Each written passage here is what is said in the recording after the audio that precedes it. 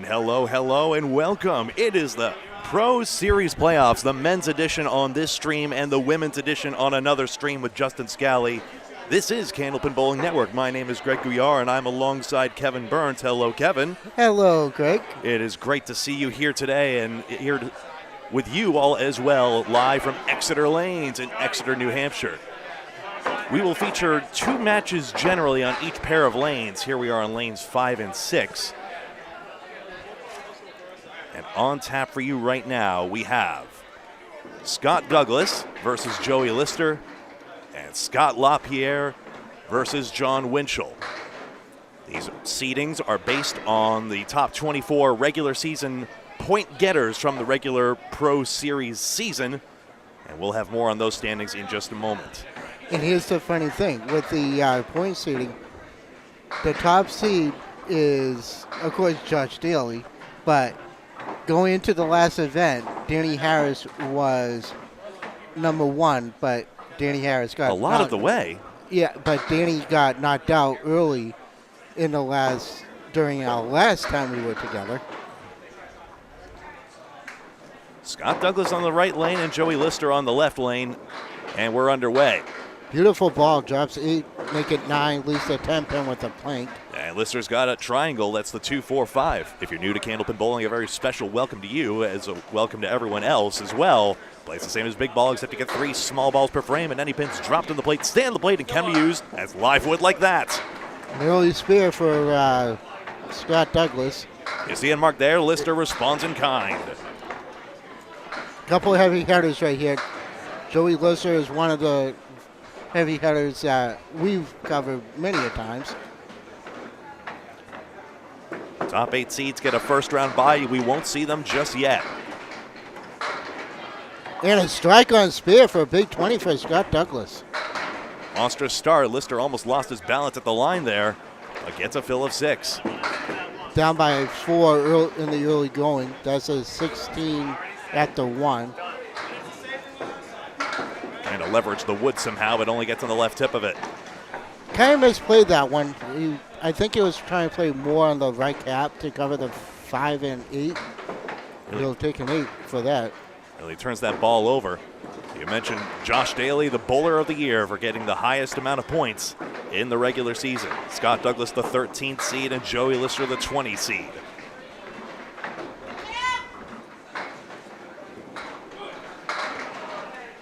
Douglas tips over the 2 pin. It's the 4-7-10. Lister crushed 7.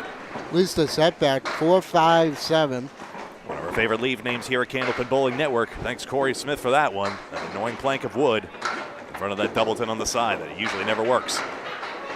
Just missed. Just missed. That was a good bid. A good try on that broadside of the wood. Lister sends the wood behind the 5, and that's the uselessness of that plank. 8 for the fill for Douglas. Oh, what a shot. What a shot. That's for a 10 box, but a nice one all the same. That was beauty. That was a beauty. Let's take another look and see if the replay machine is up and at him today. Yes, it is. Played it right on the cap and sent the wood over. You can't play that anymore better than that, Greg. 48-33 in the early going. Remember, it's a 2-string matchup. I say remember, I hadn't said it before, but now you know, and now you see it on screen as well. All matches today are 2 strings. Parallel pins, 5, 6, 9, 10 for Joey Lister. Douglas, the 1-3-8. His try on target, but the wood sails in front of the 8. I wonder where he missed on that one, because he hit that right where he had to. Lister, wood covers it all for his second spare. 2. Puts it right in the face. Another 10 box. Joey needs a big fill right now. I know it's early, but still, give him a good size fill. You see the power of the fills and the pinning working early for Scott Douglas. Lister's matched that second mark. Into that head pin, only thin on it. A little light, but he got a break. He leaves a Christmas tree, which is the 2, the 7, and the 10. Lister dismayed by that split, but a 7 fill. Puts him down 8, box to box. Douglas keep the pinning going. Right on the 2-pin. Not enough to carry the 10, but good effort. But you see that second ball better for Scott Douglas, and he's likely gaining in this, even though there's that annoying plank that's likely to ricochet away on him. His try at it. Gets on it. Oh, that was a roadblock. There's the issue with the deflection there. He'll pick up 1 pin in the end. 67 plays 58, and that's the end of those 5 boxes. We'll get back to that matchup later, but first we move over to Scott Lapierre and John Winchell. John Winchell pulls out of here in Exeter. Long-time Exeter bowler, yes. And he also bowls for Hingham, I think, on the Friday Night Pro League, correct? Yes, that's correct as well. Recently featured on that ABC Chronicle segment. That took place here at Exeter. Winchell buries the pocket, drops 8, 9, leaves the 10-pin, almost similar to what Scott had. 9 drops critical in this format. Scott leaves a diamond plus the 7. Starlight 5, some say, especially in the East Boston area. Winchell runs it down for the spare. Winchell is saying to Scott, you made it, I can make it too. And Lapierre was a little off on that one. He just missed the object. thought that piece of wood for Winchell might deflect it away. It didn't. An important out ball. Lapierre leaves it out there a bit, but gets the 10 all the same. Did Lapierre qualify for the next Candlepin for Cancer live show? Do you know? I'm not sure of the 5. We've got so many tournaments coming up, including on May 3rd. I confess I don't know that one offhand. Winchell strike on spare. Yeah, when I have a chance, I'll look it up. Lapierre stumped us on why that 5-pin didn't go down. He has wood. This is very doable. I mean, that wood just got better to cover pretty much everything, but It's annoying. It's going back and forth. well, by rules, we have to wait until it stops rolling.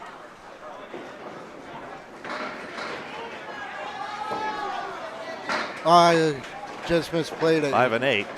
You played it too much on the 5-pin instead of the wood. Nico Pujar, thank you so much for your message. I thought Scali would be live by now. He looks pretty well situated, so I'm not sure what's going on if his stream's not live yet.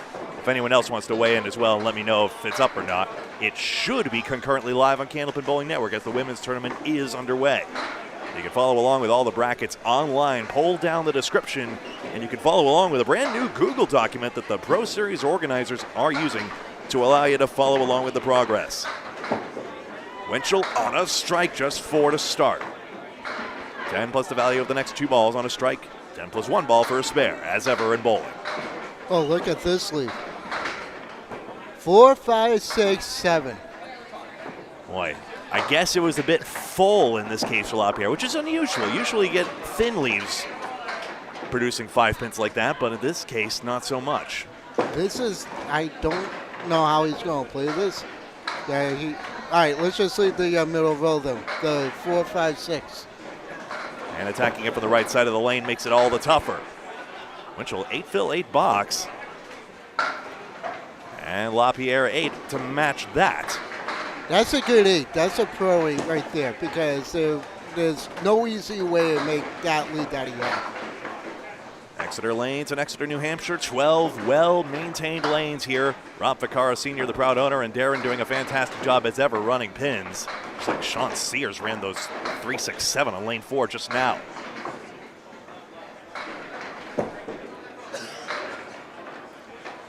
Winchell with a diamond on the right side.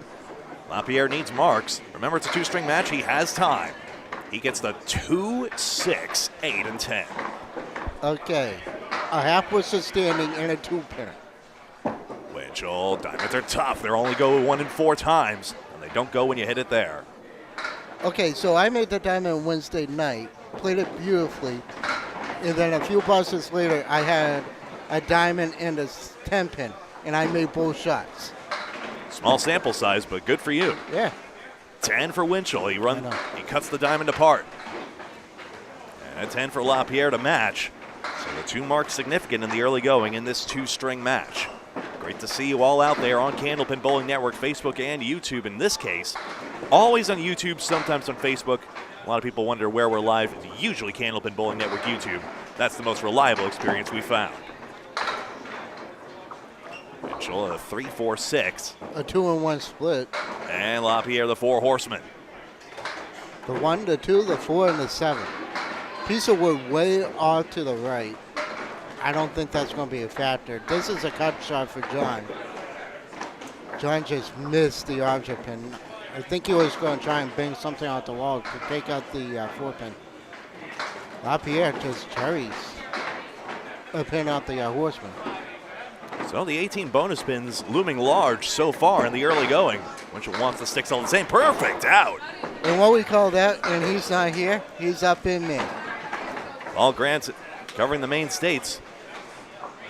Take another look at this one. He played it exactly right where he had to the second time. 3-4-6, and now over to Lister and Douglas. They'll switch sides. Let me just see if I can duplicate this. What are you trying to duplicate? And then switch it round as the bowlers switch sides every 5 boxes.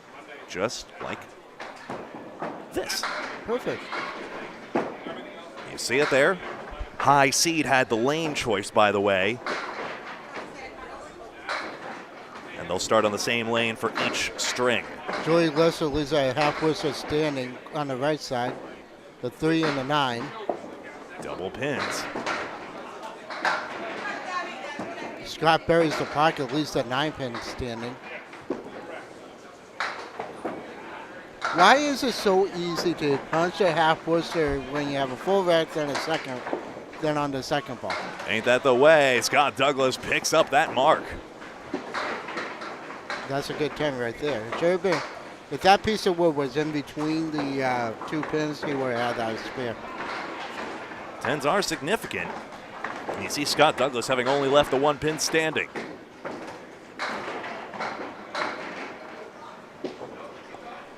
Lister crossed over, left the king, 5 and 7. Not an easy shot, but it is doable.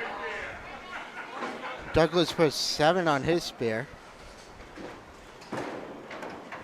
16 pin advantage. Lister no Yeah, he go. was too full on the 5. He had to play the 5 either on the left side or the right side. More on the right side just to send the 5 over. Douglas nothing doing. Has that hop step delivery. Lister really turns the ball over. You see the rev rate he gets on that, and he drills 10. Yeah, he throws a. Lister does throw a hard ball, but is Whoa, that's better. It's two parts. You have to have consistency and accuracy. And if you throw a hard ball, it's very hard to have both of them, but he has it. Well, punches an eagle -1. And it's one of the reasons Josh Daley became bowler of the year, because he found the bare minimum. The perfect balancing point between power and accuracy. And that's why he got the most points in the regular season. Douglas 9. He's a single. 4-pin, all by himself. So the advantage continuing to grow for Scott Douglas, it would seem. Lister trying a circus shot there, tumbled the pin, but nothing 310. A little light. And Scott does drill it.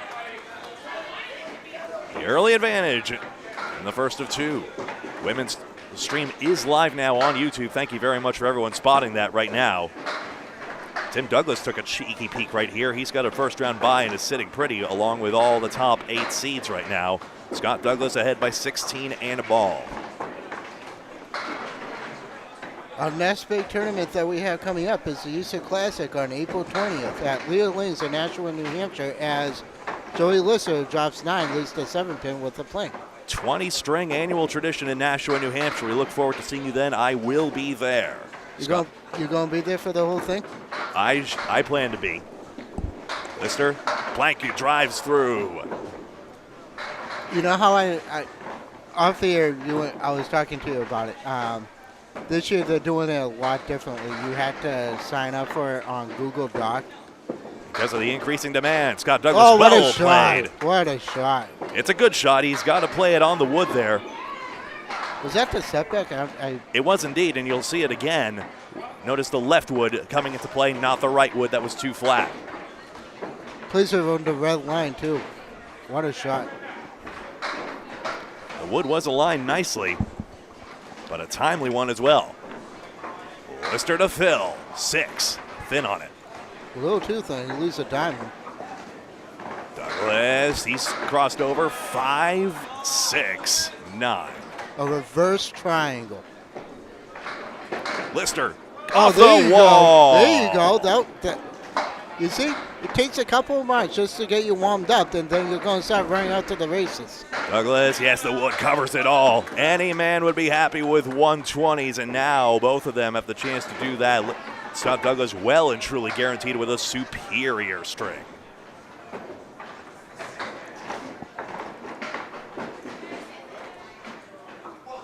Douglas on his fill, on the pocket, drops the 8.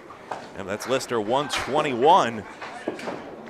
Douglas's fill is a good one. The fill is 9, 146 for a 25-pin advantage in the early going. We'll confirm, make sure that they've got the score the same way around up there, but I show it as 146 to 121.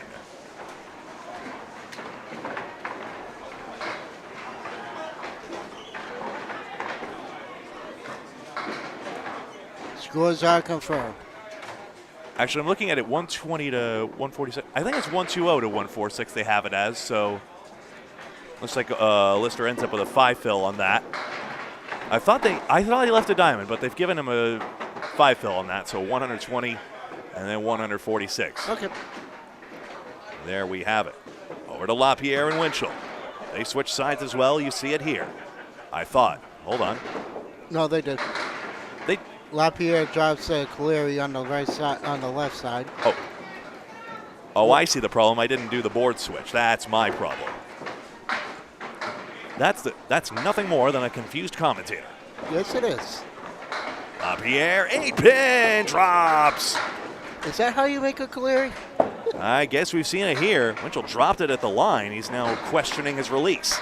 He's looking at his fingertips. He's like, this bandage on my ring finger comes from bowling 9 or 10 straight at Needham Bowl away. Tell you what, that's a nasty blister. I saw you post on that on Facebook, Eamon, and I was waiting until I saw you. How did you do it, Needham Bowl away? Did pretty good. Wait, did I tell you I was there? No, I saw it on Facebook. You made a big post about it. But yeah, love that place. A hidden eight-lane gem in the basement of somewhere or another. Lapierre's fill is 6. Winchell gets a 6 drop. A reverse triangle with the 10 pin. 4, 5. 4, 5. Nice bit on the diamond. So by the way, here's an interesting development. Lister did confirm he did get a 6 fill, and I saw it as 121 as well. So he's going to take it up there. Okay. And now we'll move it back here. Always good to have confirmations. Lapierre, 9 and a 7. Yep. 9 and a 7. Sorry, folks. That was a bit squirrely on my side. I'm sorry to step on your call, too, Kevin. Yeah, it's all right. There we go. We see the scores here. 81 plays 70 in the first of 2. You know what's amazing? I was in the booth this whole entire season for the Pro Series, and I did not. Ooh, strike. Excuse me. That's a big one from Lapierre. And I did not pick up a single bowling ball during the Pro Series this year. Did you notice that? Well, it's a pleasure to have you back here in the booth, selfishly. Remember seeing you in the 1-7-10 That was mixed 2 doubles. years ago. That was last year. I think Terry Ann had a higher score than you, if I recall. Yeah, let's rub it in. You're only saying that because she's right here. Yeah, I kiss up, that's for sure. Winchell nothing doing. Third ball coming up with just the head pin remaining. So Lapierre, a timely strike with a chance to get within striking distance. Follow along with the bracket online. Pull down the description. It's a 10 box for Winchell. And another look at this hammer from Lapierre.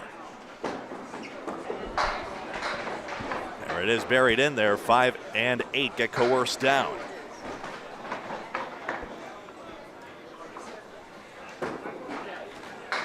see what keeps happening there. I'll find a way to.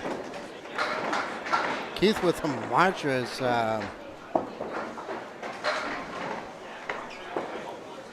triple last night. 479 and feeling fine. Keith Beaupre with a career-high triple last night on the Friday Night Pro League. Lapierre filling a strike here. Chance to go spare on with the 610. Yeah, Winchell with the Masters special. He missed it just to the right. Oh, the wood was in the back. Nine fill on Lapierre's strike. It's a 2-pin match. Had the chance to take the lead there. He'll take 9 this time. Winchell 7. No follow-up on that first ball.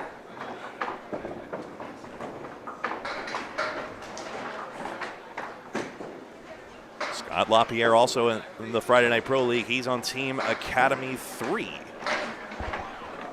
With Edwards, Pete Crawford. Yep. Dave Hodge. Yeah, I know. Yeah. Dave on the injured list at the moment. Feel better soon.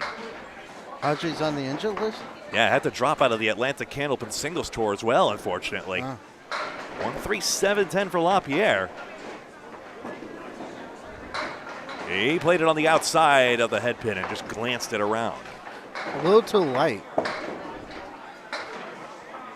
Winchell just out the, well, they actually tied 98-98. And now you see how important the pinning is as well. Lapierre, just the one, but it's an important pin. Let's see what. And Winchell just 2 more for 7. 105. And there it is, a 1-pin match going into the second one. So we'll tab it back briefly. Oh, So Lister still has a 120 on the board, and we're going to have to assume that's the case here as we go back to the second string. And this way around on the scoreboard.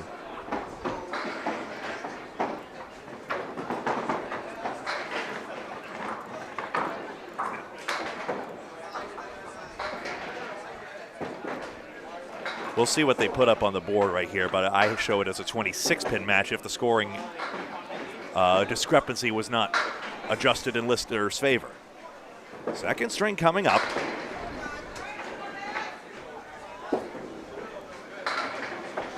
Douglas buries that hairpin. 3-1 split. Lister loses Starlight. 3-1 split for Douglas, just on the 3-pin. Blows it up hard, does Lister. Starting spare.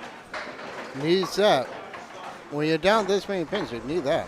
Trails by at least 3 marks right now. On lanes 5 and 6 here at Exeter. Scott Douglas, good pinning again. He's got 9.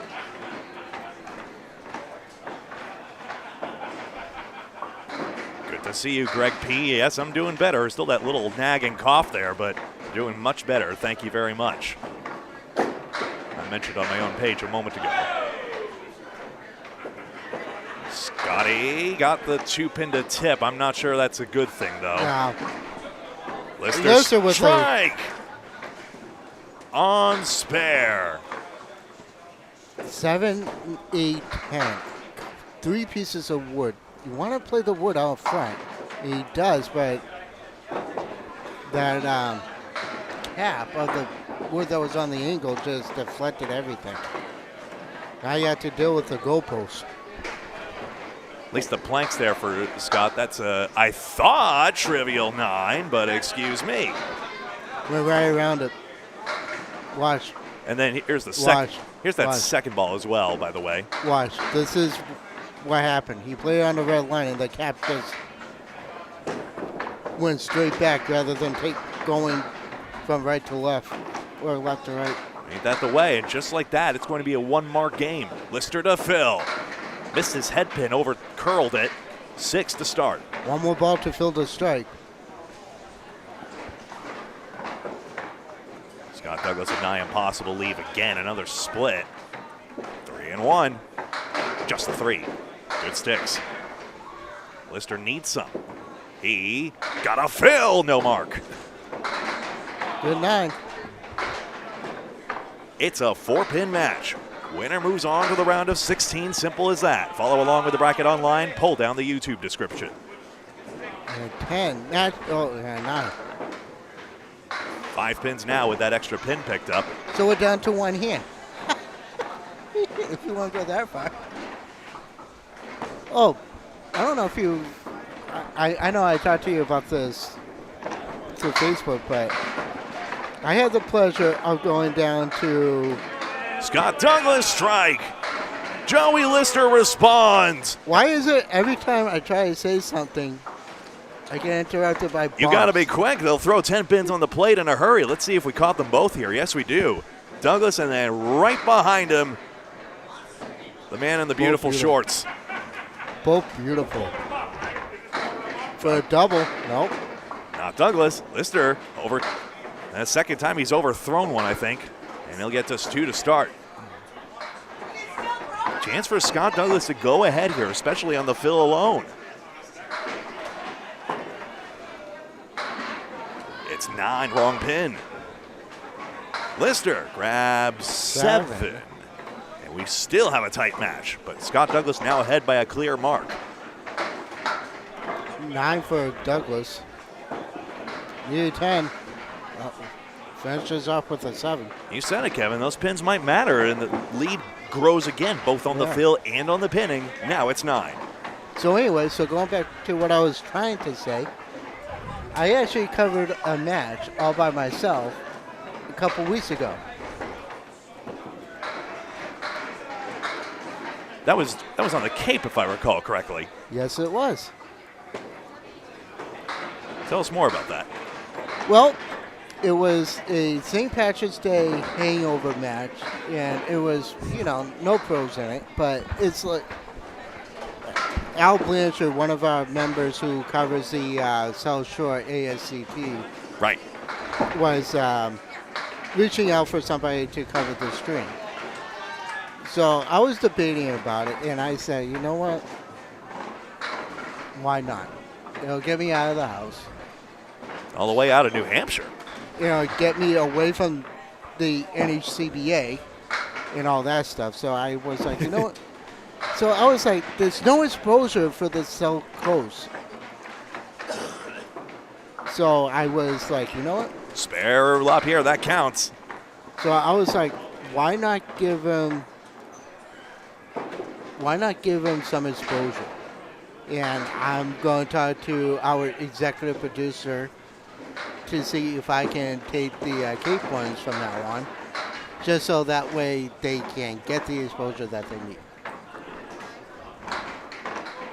But yeah, it was a great day. Winchell just 6. Head pin, 2 pin, 9 pin, 10 pin. Lapierre strike on spare. Goodness, we're seeing 20 boxes left and right today. And he pulls way ahead. Unless Winchell can respond, but he dropped it on the line. Yeah, he's looking at his fingers. I think the ball's sticking to his fingers. Usually a very technical sound bowler. I'm sure he's got a way to make that adjustment there. Now he gets it out there, and that's a perfect shot, 3rd time around. He's dropping it a little bit at the line, but he's not. But he still has his normal John Winchell smooth approach. That cross-lane delivery that's featured on Channel 50, Stars and Strikes. His 3rd box is on the head pin, 5 pin, and the 8 pin as well, a 9 drop. He dropped it at the line again, but this time he got the results. You never know what's going to happen with the ball break. Lapierre, oh boy. Thank goodness it's on a strike. He has a chance to salvage this. This can actually go. I hate to say it, this shot can go. Nice shot by John. Winchell's does. The Eagle plus the 5. This can go. You have to pick a side and try and get it to move. Prioritizing sticks. Got the 7, Phil. That's about the best reasonable outcome he could hope for. He tried to get it to move, but it just didn't move like he thought it would. That was key as well. It maintains Lapierre's advantage. Can he pin out as well? Yes. Good 10. That's a pro 10 right there.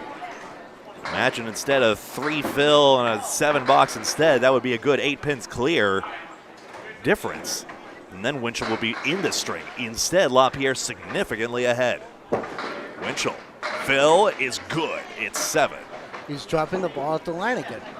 I can actually hear it from here. He's dropping it right on the foul line. Makes that audible rubbery thunk on the line.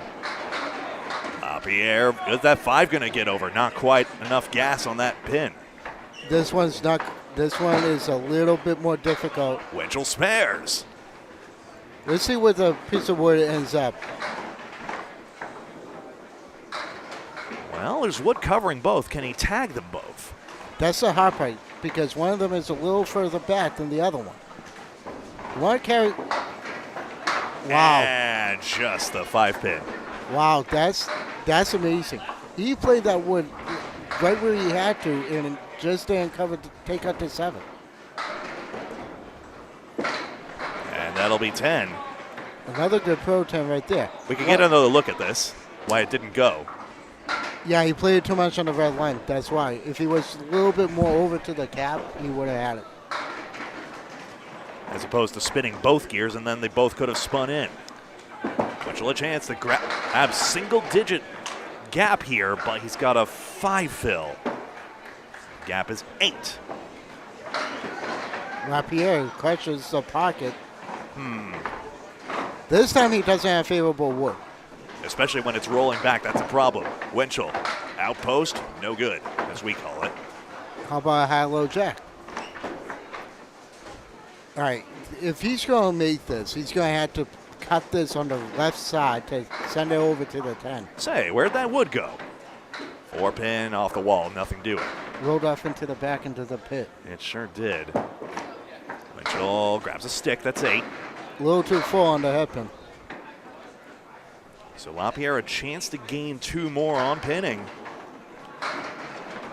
This box to determine his lead. It's 10. Great half a pin, perfect half at that, 67. That's confirmed officially. 67 plays 58 in this string, 10 pins overall in the match. He didn't miss by, he's not missing, but he's dropping the ball on the line. And unfortunately,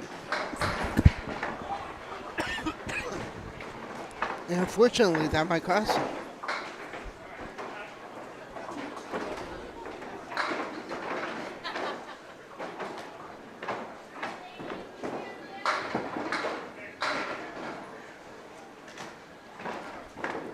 Lister now. Got a triangle, 3 and 6. No more triangle. 5 pin fell. Had been crushed. Scott Douglas strikes again. Bombs away. You said it. Lister spares. Just making sure we got the scores correct here, but 120 still the case for Joey Lister, and now a spare to go on 82 and a ball.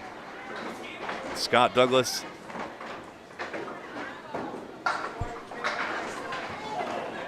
Yeah, 55 that says there. There we go. That's how it should be. Lister buries the pocket. He leaves the 5 and the 9. Rocking 5 and a wall and a couple pieces of wood. The one in the back is not going to be a problem, but the one in front is going to carry. Oh, look at this double strike. Scott Douglas takes them all down. Lister responds again. You got to keep hitting. Lister knows it. He has to keep hitting.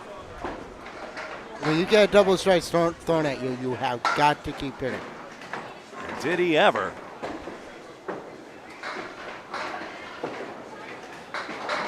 Lister drops a Caleri on that one. He has to make this just to keep pace. Looks like Lister might be 3 pins higher on the official score. We'll see. Douglas lost it to the left, but the fill is 16 on the first one. 81, that's right. Oh, what a shot. Joey Made the Caleri. again. 3 straight. Made the Caleri.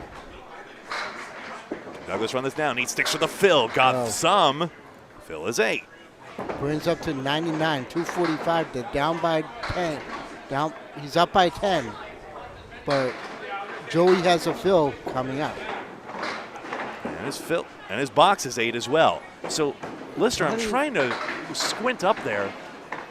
They have most definitely given him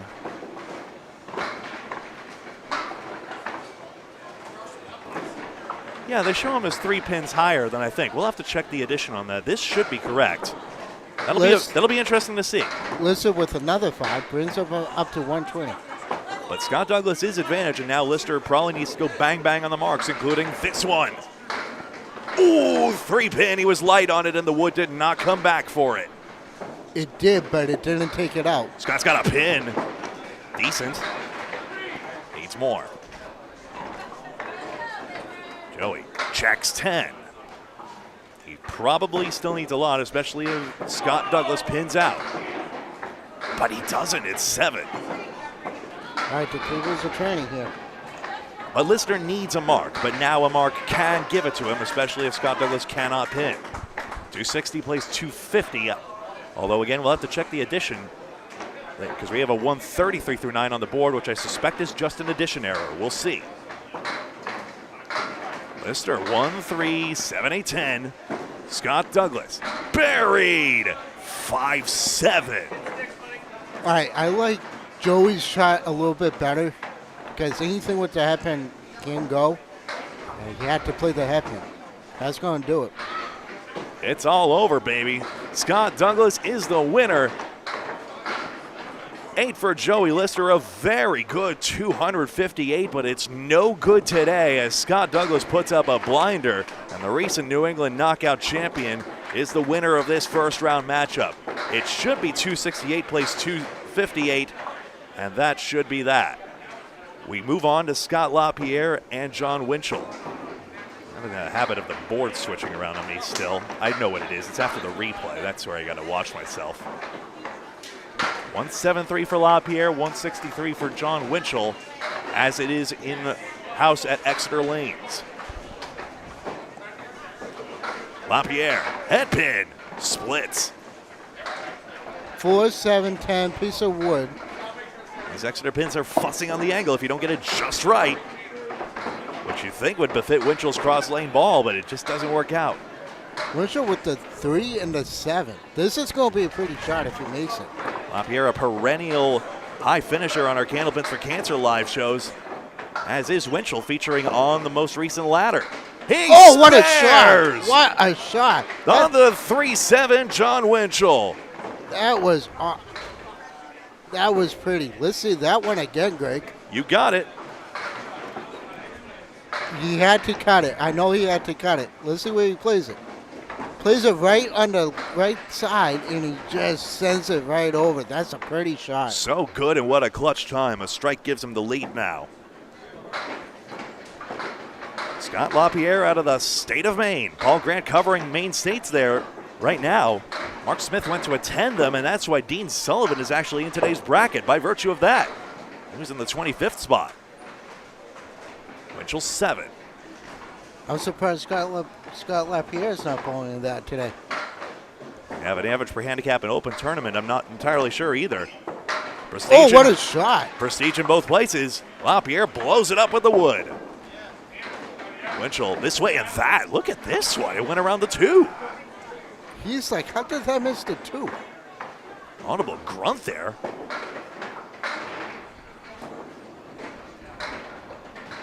For a 10. It's good. There you have it, but Lapierre now with the advantage.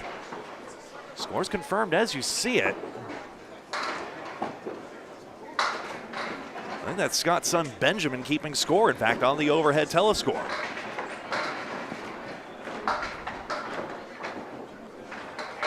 Lapierre 9. What a 9, Phil. And what a time. The lead is 11.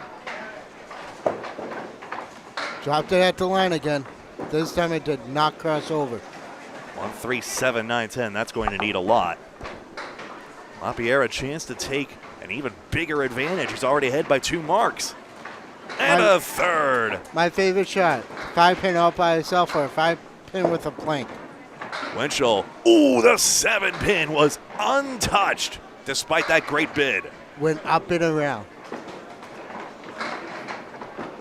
Man alive, is that how Winchell's Pro Series run is going to end in the round of 24?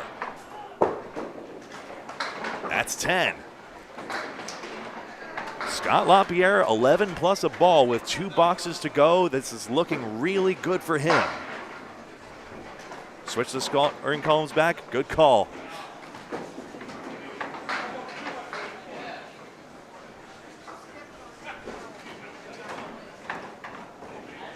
Lapierre, now the scoreboard's the right way around. Triangle, 5-pin tips, and the fill is 8. Winchell. In the pocket, but he leaves a brutal split. 3-1. I guess the 3-pin didn't think it was a pocket shot, but it looks pretty good going down. It did. He basically needs these both, and Lapierre gets one in his face, and that should do what you would think. Not if John had to make that. John had to make that. And realistically, it's the beginning of the end here. Scott Lapierre looking good for the round of 16. Follow along with the bracket. Pull down the YouTube description. Pro Series organizers, a new feature for you all to follow along with as well. We're down by 20 pins. This is not impossible, but John needs at least a turkey just to. Lapierre would have to lay an egg as well, but the fill is 7, and that will do it. It is mathematical now. Yep. It's a good time for a spread eagle. Perfect time for a spread eagle. Ron Winchell, ever the sportsman, a round of applause. And how? 2-4-10, and that's the momentum Scott Lapierre will take into the round of 16. And I'm pretty sure John is just going to throw I don't care ball. Kind of skips up, loves it down, puts it 7. And congratulations between John and Scott. That's good sportsmanship right there. And Scott is going to bury this for a 9. Give him a 139, or 149 rather. All the squares, 149, 255 to 216, a 127 average. Almost a perfect game. He just left that 9 pin. But other than that, perfect for the whole time. Essentially perfect. I think that'll do just fine. Yeah. So congratulations to Scott Lapierre, who advances, as well as Scott Douglas. Disappointing Joey Lister, who threw 258, no good. But look at that double strike in particular for Scott Douglas. That double strike, Scott Douglas had no spears. But that double strike gave him the momentum to win his match by 10. Incredible. Other matches are finishing up right now. It looks as though they're all down to the last 2 boxes, although one of them is actually still got 5 boxes to go in fact. So what I will do is I will tune it over to this one, which looks like, what is that, Corey Packard versus Richard Beveridge Jr.? No, that's not quite right. No, it's Corey Elisi. Corey Elisi, that's right, the other Corey. We'll tune there. We'll be right back in just a moment with the next match. I'm going to take an audio timeout here, and we'll be back with you with that very, very soon.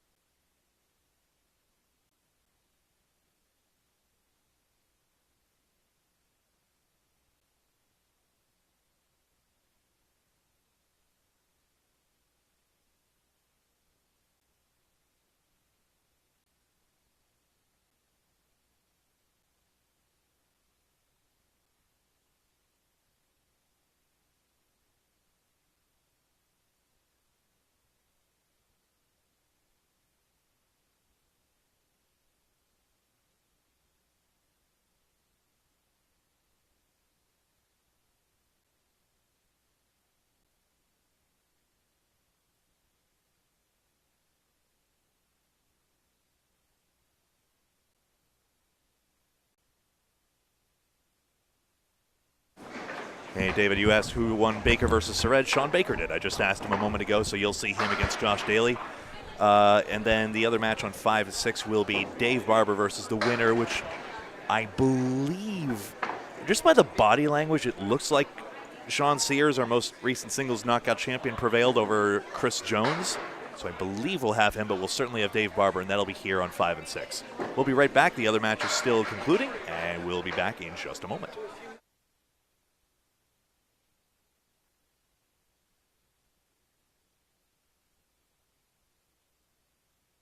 Yeah, that's confirmed. Sean Sears is a winner as well. So both the Seans made it through, Sean Baker and Sean Sears. Simple as that. Jumbo Gouillart went 220-211, and Rich Beveridge went 229.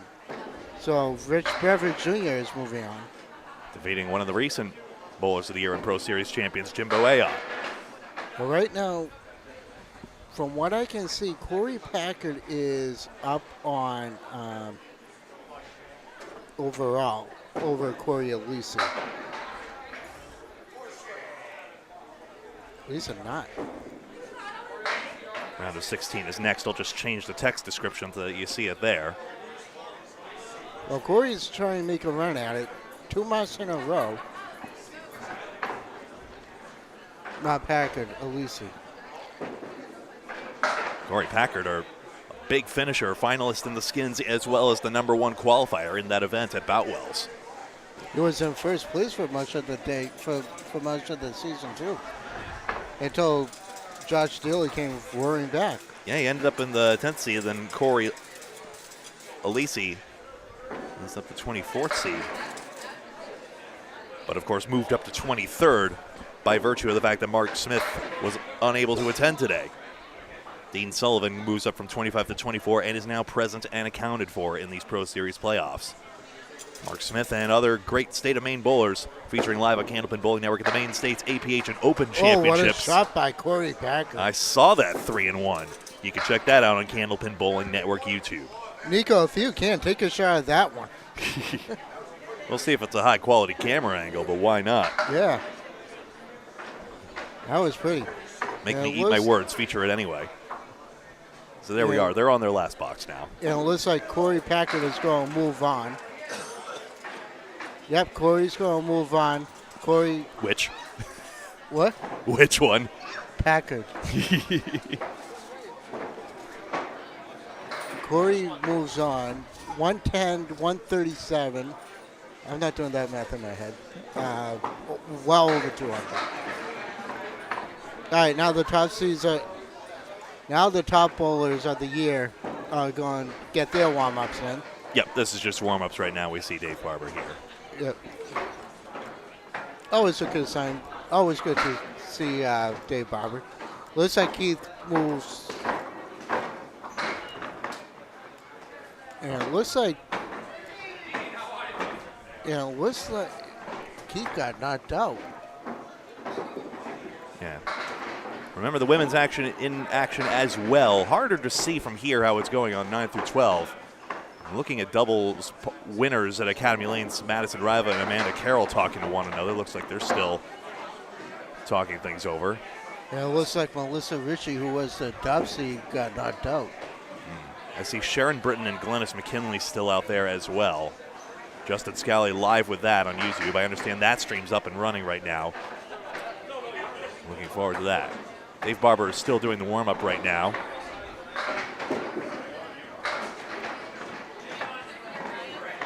But both the Seans advance. We got Sean Baker and we have Sean Sears. Sean Sears to take on Dave Barber and Sean Baker to take on Josh Daley.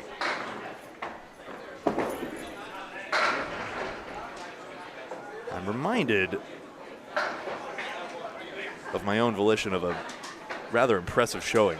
Jeff Surratt at yesterday's singles knockout, he was second to a certain Josh Daley who had 691. But Jeff Surratt had a 141, a 156, a 141, and a 143 through the first 4 strings. It's good for 581 through the first 4, a 145 average there. Yeah, and he got knocked out too in like one of the earlier rounds. It was in the semifinal round, I believe.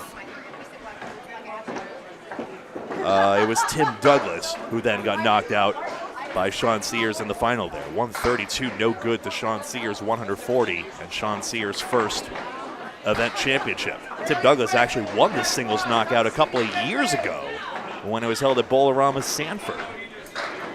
I remember that one. That was... It was a couple of years ago, and then the one before last, it was, I believe, Scott Lapierre over Dean Sullivan, if I'm remembering correctly, at Alley Cat in Kingston, Mass. Yeah, that was the one that you and I did because Paul Grant couldn't make it, remember? That's right. Great to have you alongside now. Both of Sean's watching on as the top 8 seeds are rolling their first balls of the day. They'll just need a few minutes on that, but happy to keep it live for you folks as well. I know you all hate the audio timeouts. Maybe sometime I'll get some like no copyright sounds maybe. I'll just hook that up. I forgot what I was going to look up. Oh, yeah. Mrs. Beaupre wants to know if Keith made it through. Keith Beaupre, of course, with the historic 479. Not that I'm telling you for her benefit, she knows well. Taking a look around, it was either him or it was Dean Sullivan. I can't see from here, I confess. Wait, lane 7-8, let's see. Tim Jalbert's there. He's warming up. Oh no, Dean Sullivan's prepping. I think he won. Yeah, Dean Sullivan knocked out the Tsunami. I guess Beaupre had the hangover from that historic triple last night. So there you go. Dean Sullivan, the 25 turned 24 seed, making the most of it right now. Sorry to report the news to you that way, Lori, but at least we got it to you quick, I suppose.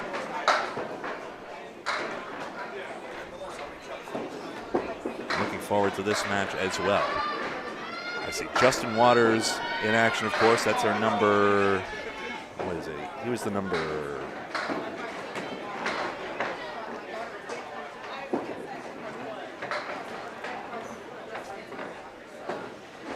I'm so confused. I'm not sure why I can't find a simple name on a piece of paper here, but. Oh, because I'm looking at the wrong thing. That's why. Okay, so on May 3rd. 7th. On May 3rd, which is a Saturday, is you, Mike Morin, and Paul Grant on the call for... Candlepins for Cancer. I'll probably be in the audience, but I don't know yet. That all depends on what I'm up to. And you can be too. Candlepin Bowling Network on YouTube and Facebook for that one. So here are your top 5 seeds. 5th seed, Dean Sullivan, with a 624. Mike, I can't pronounce his last name, begins with the C. Salona. Mike Salona. That's a mixed international champion. With a 625. 5 pins better. Number 3 seed at 630. Former Easter Classic champion, Ken Douglas. And former ladder champion, too. 2nd seed is Joey Lister with a 639. And Sean Sadek is the number one seed with a 647. Great to see a name we don't normally. And your alternate is Brian Hutchinson with the 622, who beats out Scott Lapierre, who also threw a 622, and Nick Warner also with a 622, but the tiebreaker is the high string. And we are going to be underway. We have Sean Baker and Josh Daley. A tiebreaker put Justin Kochi ahead of Keith Beaupre in the last ladder standings, but ultimately Keith Beaupre ran the ladder from 5-1. Josh Daley, the bowler of the year, starts with a Starlight 5, and Sean Baker strikes immediately. Well, when you get going, if you're not cold, you're going to keep going. Daley responds. He was a semifinalist in the singles knockout. Ran out of gas with a 103, losing to eventual champion Sean Sears. And off to our right, it looks like it's Dean Sullivan versus Tim Jalbert, Nick Norcross against Aaron Fontaine. On to our left, we have Danny Harris and Scott Lapierre. And Freshie is going up against Scott Douglas. Daley also a champion with Team Academy Lanes. Yeah, this past Worlds. And defending mixed international champion on the same team with Mike Solona. He actually won. No, he didn't. I'm thinking of Harris and Justin Waters. There's a convert here. Baker wants sticks on the strike. He got them. That's 8. So there's your lineup for the live cancer show. That's going to be a ton of fun. That's a good ladder, though. As they always are. Here's why the shot from Daley didn't go just a moment ago. Wood deflection ruined the shot. It was on the cap, I'm afraid. Yeah, he played the cap. He wanted to play the hairpin more. 28-18 in this 2-string match. All matches today are 2 strings long. Daley just blows through with his power. That's 2-4. It's like I said earlier.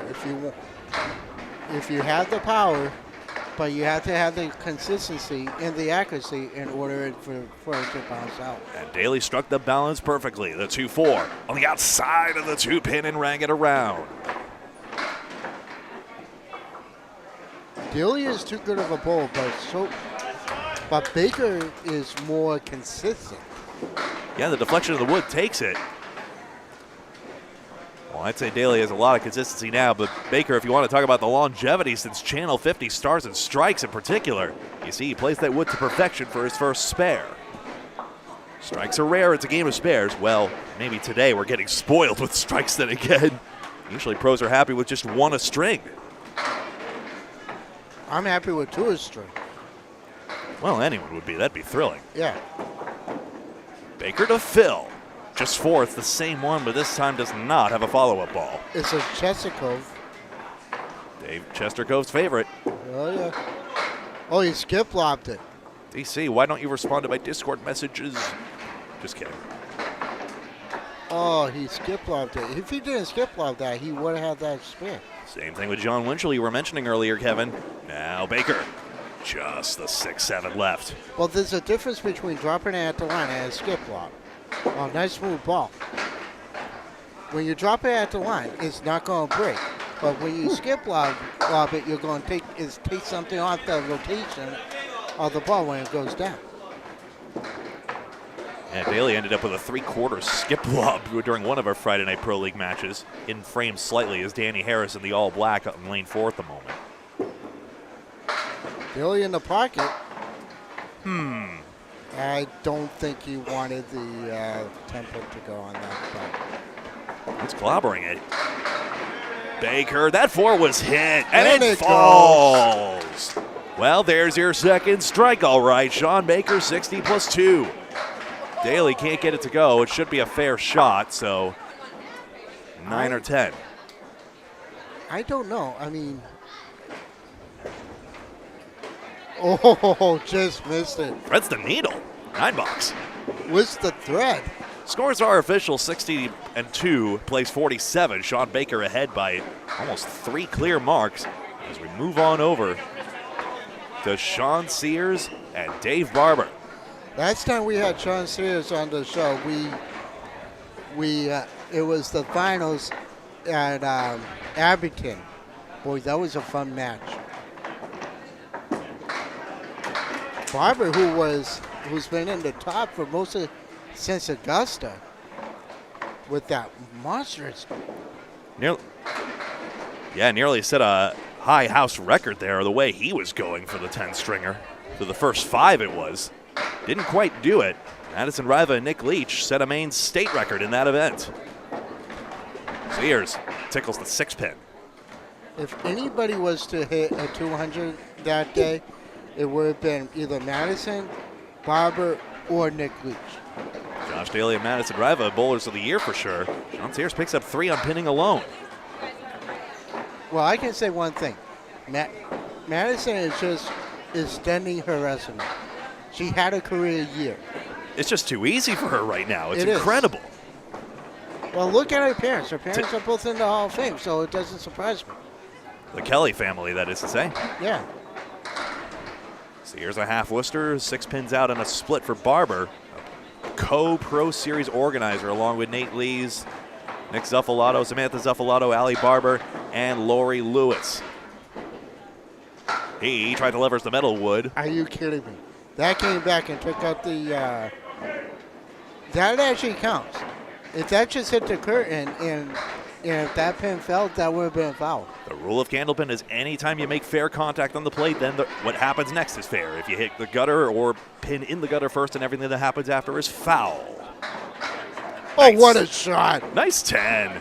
That's a beautiful 10. Dave Barber is featured on the Comcast show and Candlepins for Dollars. Through a 197. Watch this. This is an awesome shot. 7, 9, and 10 using the wood as a nice trampoline. And we missed his first ball. He drops a diamond. Excuse me. Had to see that. Sean Sears buries the pocket. Nice plank there as well, 4-7.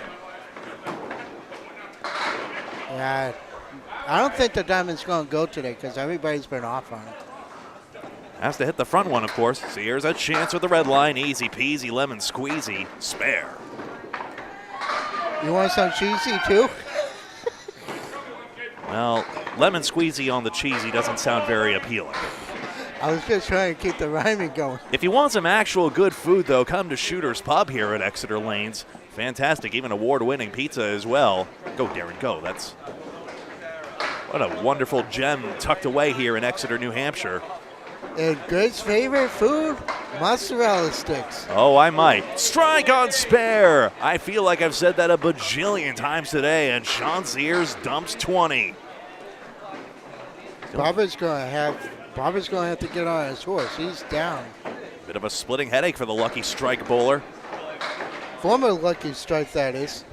Well, former Lucky Strike Lanes, of course. Oh, I love that. That was one of my favorite bowling alleys to go to. Owned by his father and Hall of Famer, Jim Barber. Jim can still be seen at Metro Bowl in Peabody, whose And team Jim- did a heck of a performance last night on the Friday Night Pro League. Watch it for yourself, especially a certain Keith Beaupre. Yeah, with over 400. 479. Spread Eagle Sears. I don't love Dave's leave here, but the one thing I hate is that piece of wood that's out in front. It's on an angle. I don't think this is going to carry. It's the ball deflection, I think.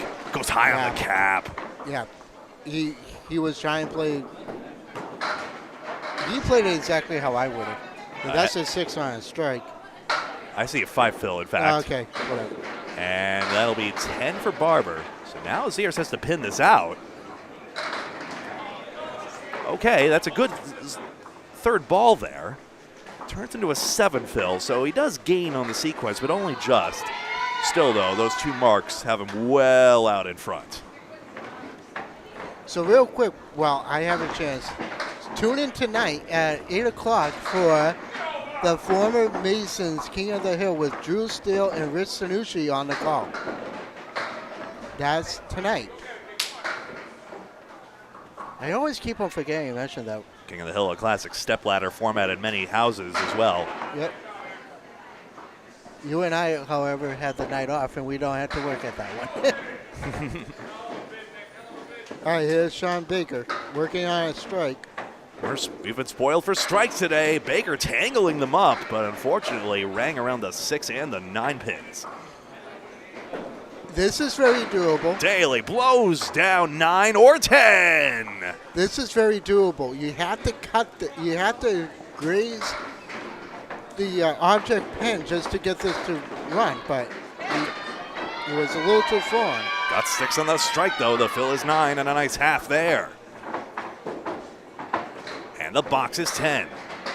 He's thinking if he played that cap, he might have had it. He might have, but Gregory was slow on the replay button. Team Bud Light 2.0 and 3.0. Previous Mixed World Championships. That's the shirt Sean Baker is wearing. Josh Daley wearing the Men's International Champion Academy Lanes shirt. 6. I'll have to help him. Daley needs a Right through, and he's got a spread eagle. Shades of Sean Sears just a moment ago on his strike in his match. Baker around the 8. Wow. It's the drive-through of the pins, basically. Will it actually make it through to the back rows? Did it stop at McDonald's for a Happy Meal? You never know which window or which lane to use. They've overcomplicated the process. Ridiculous. And get that artificial intelligence out of here as well while you're at it. 89-74. Sean Baker ahead by 2 marks still. Oh, come on. You set me up for that one. I set you up for that one. Sorry, watched too much jazzy Blue Shorts. It's hard to have shared cultural experiences. The internet is so fragmented. Thank you for finding our little morsel of it here on Candlepin Bowling Network. Baker's got not the 4-pin. It got nudged off spot. Maybe the wood will help. Daley crossed over, and he's got the 2 and the 8, the double pins. Which is a half, which is standing up. All right. That's a Florence Greenleaf term, I think, the double pins. Oh, no, and now another pin. Now the 10-pin to 9 Baker. Daley's missed the single. It's a double. He has double pins. He has a slipper. And he walks almost all the way off the lane. That's a good 10. Another 10 box. You see, Baker's getting quite a few of those. If he's not getting 10s, he's getting marks. And that's an 8 for Daley. So he did not, excuse me, he did not miss a single. He just didn't get the front pin. Didn't get it either time. The object permanence is a struggle, unfortunately. I think my friend's son Dove is better than me at that, and he's like 2. 3, 4, 6. A ball at 1 mile per hour going down the lane and just taking out 1. It ain't fair. Steve Bronchuk opined on the unfairness of it on King of the Palace on YouTube. 3, 4, 6 for Baker. And a setback for Daley. I don't like the word. He's right set behind the it. wood behind the 4-pin. I don't like this wood that Yep. Daley has to play with. Daley? Yeah, he had to. Yeah, that's all he could have done. Left wood was no good either, even if it would have clobbered the 2. If he was on a strike, he might have gone left instead. I would have gone left regardless because I didn't like that. Baker still pinned perfect to the last 5. Now Daley's picked up a 10 box to match. 109-92, that is official. Down through by 9. 17. Down by 17. Kevin Burns alongside me. I'm Greg Gouillart here on Candlepin Bowling Network. Justin Scali with the call of the women's tournament right now, and he'll be on later. Baker blows Are you into kidding it. me? Well, the back row collapsed, so he's got a 6-pin. Daley loses the handle, and he'll have to come back on it. Almost a lemon drop. I.e. the 4 or the 6-pin on the first ball. Baker takes advantage. Daley putting all the mustard into this one, and unfortunately drives right through. A little too much mustard. A lot of people say, there are some who observe, why don't you throw the ball slower? Well, the ball weighs less than the pin, so you do have to put velocity on it, and we've seen time and time again how having the velocity of a Daley and Beau Prey from last night does make a difference. But there are times where sometimes the rev rate just isn't there, and you're just not getting the carry, and he gets stuck with 99. Sub game for that's not Josh at all. He'll take a breather. He still has another string with which to salvage the situation. Sean Baker ahead by 20 plus a bunch. The fill is 9. Daley needs at least 2 double strikes. Time after time, year after year, Sean Baker getting it done on the biggest stage. He now leads by 29 in this round of 16 match. Correct me if I'm wrong. Did he ever win the tournament champions on Channel 5? Ooh, boy. On Channel 50? I don't have that information in my memory banks here. Saw him on a lot of those ladders, though, with Dick Lutzk and Mike Morin. You know, And I think on the old Doug Brown, Dan Murphy edition as well, if memory serves. You know, I think we need to ask Mike Morin if he ever did win the tournament of champions. He might remember somehow. Yeah. Mike Morin, of course, did 2 shows, including Candlepins for Dollars, which Dave Barber is an alumnus of. You did that with Frank Nalico, if I'm recalling. Right. who I think is doing well in California, if memory serves. That was a show that should have kept on going. Yeah. Candlepin for Dolls. That was a good one. Even had the Dunkin' Donuts orange and pink pin. I mean, it was totally in the cultural zeitgeist, and then the CW tanked it. I'm not over it. Sears what spares! a shot. What a beautiful shot. 2-4 into the 10-pin plank. Barber responds with one of his own. Barber's selling on the board. It's a key mark for Barber to be sure, but take another look at this one from Wicked Fingers. Jumped over the wood, I think. It did. I say Wicked Fingers, Sean Sears' biggest TV claim to fame, being a rock, paper, scissors champion. An unserious competition for a serious $50,000 prize. Also got an appearance on the Jimmy Kimmel Live show as well. He drops 9. And Sean Sears is also was a backup announcer for Steve Barnchuk at the old King the Palace show. Oh yeah, he did that a few times, didn't he? Western Mass Bowler out of Canal Lane, Southampton. He spares. You moved your scores again. Greg Packard is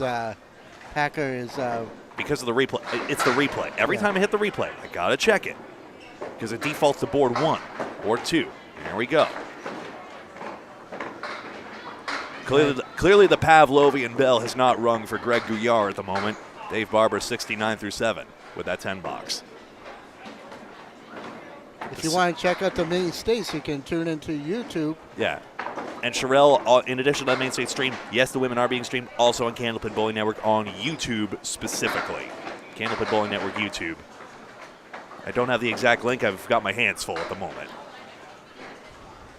4 for Sears, only on that fill. This one again. With Dave Chesko. Where are you at? John Sears has a chance to make this a tenable one with the plank in front of the 8. He made it earlier. Barber with his left to right ball. You thought he had a chance there, but he's left it out there and he's shaking his head. Well, Barber throws the ball at like 40 miles per hour anyway. Oh, what a shot by Sean Sears. Plank was there, to be fair. Yeah. But a good shot. He needed those pins. You don't want to leave them for granted. Gains just the 1. That's a good third ball by Barber likewise. That's a good pro 9 right there. First string of 2. All matches today are 2 strings long in this round of 16. Pull down the bracket. Round of 16 for the men's tournament right now. Is there anything I'm forgetting in terms of what shows we have coming up? I know we have the live show coming up. Easter Sunday is coming up. I mean, oh boy, what a tough punch that is. I got to have the calendar one place. At one place I was collaborating with Matt Nichols on a calendar, but what I'd like to do is figure something out on the website as well, candlepinnetwork.com, where we've had a few temporary links, but if I have the wherewithal, maybe I can help out. Oh, nice spin on the eagle by Barber. Both front pins by Barber, but no mark. And Sean Sears takes out 2 more, and he stays ahead. Well, happy birthday to you, Greg. Almost birthday. Yeah. Pleasure to have you watching wherever you may be in the world. 26 pins for Sean Sears. You know, our viewer that we usually have from Australia, the streaming that I was doing all by myself, he even popped up. We love our fans here at Candlepin Bowling Network. Yes, we do. Oh, look at this. Check mark. Barber's got a chance here. You're welcome, Greg. Huh? All right, so now an opportunity. Barber can't get anything more, although he's got the 4 pin. Is he going to roll back? He got it! He got it! The check mark does go. It was on the object pin. We're going to get another look at how slowly that moves as he picks up 2 pins on the spot. Yeah, I need to do my analysis on this one. He played it on the, he played the object, comes back, wow. The 4 pin touched the fill. Skinny on it, that's 6. 104, down 18 is Dave Barber. At least he broke 100. He needed that spare just to break 100. All right, now the boards are flipped back the right way as it happens. 128-99 is the confirmed score for Baker versus Daley, if the man can enter it correctly. And we'll reset it, go again for string number 2, total pinfall. Exeter Lanes, Exeter, New Hampshire, live with the Pro Series playoffs, the culmination of the monthly series of rotating formats and bowling centers. And here we are again for the playoffs. Right now we're in, like, what, the wild card position, if this was like baseball? Though round of 16, now we've got the top seeds. It doesn't map perfectly. And besides, all the matches are the same length, 2 strings long as well. I like how the championship series is 7 games as opposed to the 5 games of the 3 games of the wild card, but nope, same length of match here.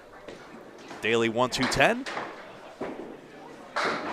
And Baker crushed. 9 drop, 4 pin. Baker's on fire. Daley really needs to get going here. I mean, he is down so many pins. I peaked the audio level. He rang that 10 pin. Baker spares, and he's further ahead now. Now you're talking about triple strike territory. Oh, we're not there yet. Oh, we're going to be there. Daley is capable of stacking 20 boxes of his own. We just haven't seen it yet from the Atlantic Candlepin Single Store champion defeating Joey Lister, who's getting name dropped a bunch. He needs to get going. Yeah, that's not going to happen. Just 4 here. Baker ahead by 30 plus this ball. Just on the 2 pin though. The fill is, well, improving, but only 5. 6. Oh, 10 pin late. You're right. Just gave her a run. 4 pin and 10 and 7 did not go. And short pinning the 7 is Sean Baker. Now, if you were to ask Terry Ann who she's rooting for, of all the men today. Your fiance? Yep, I think I know who she's going to pick. She loves Deanie Harris, she likes Justin Waters, but I think she's going to go with Corey Packard. All fair to say, all members of the Championship Academy Lanes team, along with Josh Daley, Harris and Waters, winning the doubles knockout. This is the shot you only see in Candlepin bowling, where you take out the 2, the 5, and the 8 pin. Savoring the champagne bottle, I call it. A diagonal slice. 4 horsemen and the 8 pin for Baker. Daley outside of it, ran it down. The 3 pin got tripped from behind. It was like, really? I played that on the outside and it tripped. What a shot. We're going to see that one again. He's kind of giving an aw shucks reaction. He did power in there, but Audie hit it thin. But he got it done. Baker will not mark, and Daley needs a lot, but is doing everything right. He's pinning, but he needs to stop marking. There's an 8 for Baker. Watch how this goes. Nice smooth approach. Plays it on the outside, and everything just tumbles from the 10 pin back into the 3. He was thin on the head pin, but it went. Very thin. Almost too thin. It's Phil. Crushed, but he's full, but he busts it up anyway. He breaks up the split. 29. Baker. Looked a little more labored on that delivery, if I may say. 1, 2, 4, and 9. Well, this is Baker's 4th string. Oh, 2 in a row for Josh Daley. Ran it down, back to back. Here he comes, maybe. Right. Baker took forward a 29-pin advantage from the last string. He got the head pin on the 9. It twirled in. What an answer. And look at the action of the head pin. It just got just the right carom, enabling, oh, it's a 2-pin actually, excuse me, to take out that 9. 2-pin came off the wall to take out the 9 on that shot. Daley, pocket. Nah, missed the pocket. He has the 1, 2, 7, 9, 10. For a 5 fill, Baker's was. Speak, Greg, speak. I thought it was going to be the S word, but it was not. He's got only the 7 pin. Gaines on the fill. Gaines with the better leave. And Sean Baker has drilled this corner for 63 and a ball in another sensational half. Daley 9. Did he say thanks for coming? So just taking a look here, 63 and a ball is confirmed for Sean Baker, 58 at the half for Josh Daley. That 58 at the half, nothing to sneeze at, but way behind as the scores stand. Once the scoreboard operator gets a grip here, that's me. John Sears 122 and Dave Barber 104. That's confirmed as well. We'll put that in and reset for string number 2. There we are. Oh, you can't give him the 244 you had up there? Alas. Maybe sometime. 245, the high single overall in Candlepin bowling. You can get a 300 for a dozen strings, but many consider it realistically impossible. Oh, where's Paul Grant? Look what Sean punched out. I think he held up the finger just off camera there. Setback lead doesn't work for Barber. It trampolined off the wood. Into the 3-pin. Wood just dies there on the plate. If anybody wants to Venmo $1 to Candlepins for Cancer, please do.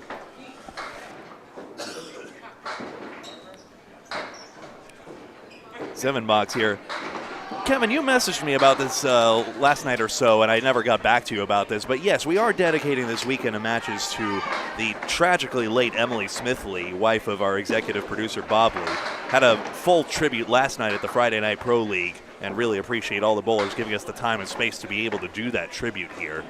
And Bob and the Lee family do humbly request any donations to Candlepins for Cancer that you can, as cancer was what afflicted there. And that's a great shot by Barber. We're going to get another look at that one again. We really appreciate all your support, because those modest financial contributions to the bowling community mean so much in such a difficult time. Sears no good on that 9-pin, even though the rolling wood was there. Candlepins for Cancer is a ton of fun, but we never forget why we do it as well. Take another look at this split, meanwhile, for Barber. I'll do my speech in a minute after I did this analysis. Played it just right. He split the 2-pinner. We'll watch Barber's fill, and then, Kevin, you can go ahead. Yes, I will. And that's a good count. 8 right. fill and a nice leave. All right, let's see what Sean does, and Sean will punch a Worcester. All right, so I know that Bob has done a lot for the game, and my heart goes out to Bob because I did meet his wife at a couple of events, and I have to say, knowing what Bob is going through right now, and if he's watching, I hope he knows that we are behind him, the whole community is behind him, and that he's in our thoughts and prayers. Yeah, and obviously some of you might have been wondering, well, where's he? You know, he's done fewer broadcasts. Well, obviously that took a lot of his time as well. By the way, here's why this 2-pinner didn't go. It's going to deflect off the front wood there. It looks like more cap. Yeah, it was the cap. And it's just really unfortunate because he and Emily deserved the great life they were building for themselves in Western Mass as well. And power to Bob and the Lee family. I hope they'll still be able to find that happiness as well. And they have our absolute love and support through this difficult time.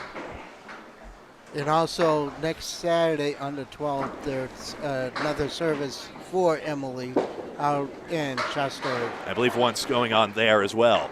Nice shot on the 5-7 for Barber as he is working his way back into this match and maybe now has the lead. 2 key marks there to erase this 18-pin deficit and is also pinning perfectly. Sears gave away a 3rd mark in essence with the pinning. This one's good. He gets a 9.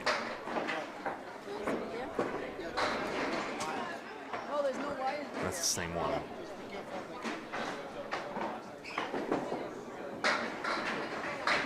So going back to what I was saying, I mean, Barber leads. it's because of Bob I'm into broadcasting Candlepin bowling and not, I'm not just bowling it. I'm doing more for the game because of Bob. And I remember when Bob used to start doing the streaming of the King of the Hill at Mason's when I was working there. And I said to Bob, I really want to get into it. And he gave me a shot. I did a playoff match at the Worlds a few years ago. And then that's when you and I started working together. And since then, it's been clicking, and I've been having a blast doing it. And what he's done for the bowling community as well, in addition to giving us the opportunity to bring these great matches to you. Always thankful to him for that opportunity and for really being one of the big catalysts of the streaming era of Candlepin bowling. And I know, through it all, I should just briefly mention Dave Barber, 67 and a ball at the half there. We really appreciate everyone giving us the space to be able to do this tribute because it's very meaningful, even though we're looking forward to enjoying this match as well. Baker on a fill. Skinny slice at 6. Daley had a struggle, but he's just decked 10. Still, he's got a chance. Baker could deliver on this check mark, though, but he's only got the 3 and 5. Daley has racetrack just, but really needs to start marking out in a crazy fashion. Well, right now he's a triple away. He could mark out and still win. He has to mark out. But is it going to be enough? Because we all know what Baker is capable of. Maybe he could spare one markless frame, as it were, so to speak, afford a markless frame, that is. He wants spares. Or a double, but he's missed the head pin. The head pin, no, he grazed the head pin. Sean with the 5, 7, 8. This goes, but it's kind of hard without wood. I punched up the 5. Daley has to take advantage, and he yeah, it's the problem if you don't play it on the red line there, I'm afraid. He knew it too. 9 fill. Pace of the match really quickening up as is the writing on the wall? Not just yet. Still, Daley has the room to mark out. As you see, he does not mark in that frame, but still, if he gets 20-20-20, for example, and Baker goes blank on the next 3, he has room, but it has to be now. And Baker has a split. All right. Daley thin, Starlight 5. Daley has a cluster.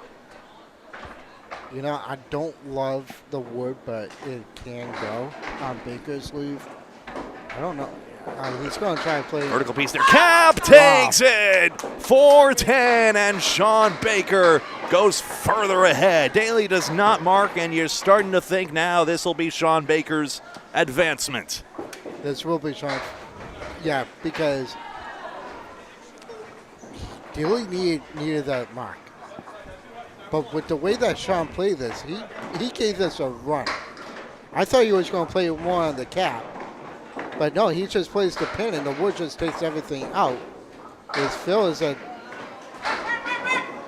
it's mixing. It's 7. It's a setback. Add 2 more to it. Daley can't believe it. Baker's converted as well. 115 and a ball. Daley spares this as well. That's a good shot. I'm going to replay that one. Baker got a lucky break on that because it should have been the setback. Daley with the 7-10 just played it on the cap and took it over. It's a good shot. Classic Candlepin. Not classic Candlepin. Strike! That's going to do it, Greg. Fantastic pro bowling on both sides, but one becomes an afterthought. Good grief. At 3 fill, I think it's time for Daley to go home and find some better pins to shoot at. Just kidding. Exeter's pins are fantastic. I'm not actually slighting, but some days it just feels as though Candlepins are conspiring against you. And here's the funny thing. Daley has the higher average than Baker, but Daley has... For the season. Yeah, but here's the funny thing. But Baker has the experience. That's the problem. So it is the swan song, but still bowler of the year, Josh Daley, out with 218. Baker, well, good place to leave that one. Actually, he'll still fill on this. And he's still getting pins after. It's like... Now the plank's there. Missed it. Who cares? 7 fill. 142 and a 135 average for the series. That's typical Sean Baker right there. Incredible. It went back to the default round. That's how it should have looked. Incredible bowling both sides. Daley will have wanted more than a 109 average, but That the 99 incredible prodigy, the new generation, not in doubt at all. That 99 string killed him. Sorry to say, but that just hurt him. And that's why you have two strings to try and make that up, but still anything can happen. That's what Sean Sears demonstrated in his singles knockout victory recently. Well, that was such a fun match. But Dave Barber with a 67-plus half has now come ahead by 1 or 2 marks if he fills. He missed it but got 5. Well, Barber came back. He has the lead, so. Ooh, cherried it. That's going to make the pitting tough. This is going to be really tough. You had the 4 to 6 on the same plane. It's interesting. Both Sean and Dave went markless in different first halves. Sears 9. Baker happy with the status quo. If he pins, goes intentionally right, looking for the 2 pins, gets just the 1 for 8.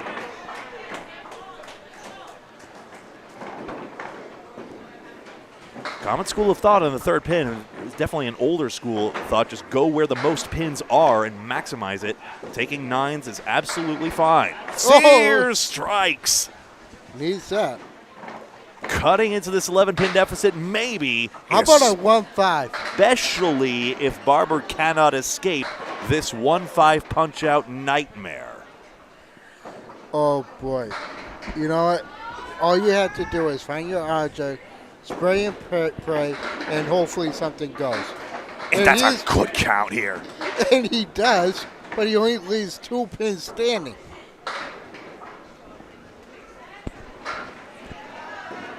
And Barber will take a 9 out of that mess. It is a significant 9. Did I get this? I'm sorry, I didn't get the strike, excuse me. 10. He does give away a pin. Shame on you, Greg. Tisk, tisk. This is the right way around. This is the right way around. Stop it, technology. Sears, oh no, right through, but he's got a second ball. It's better than the 1-5 punch out. Technically correct, the best kind of correct.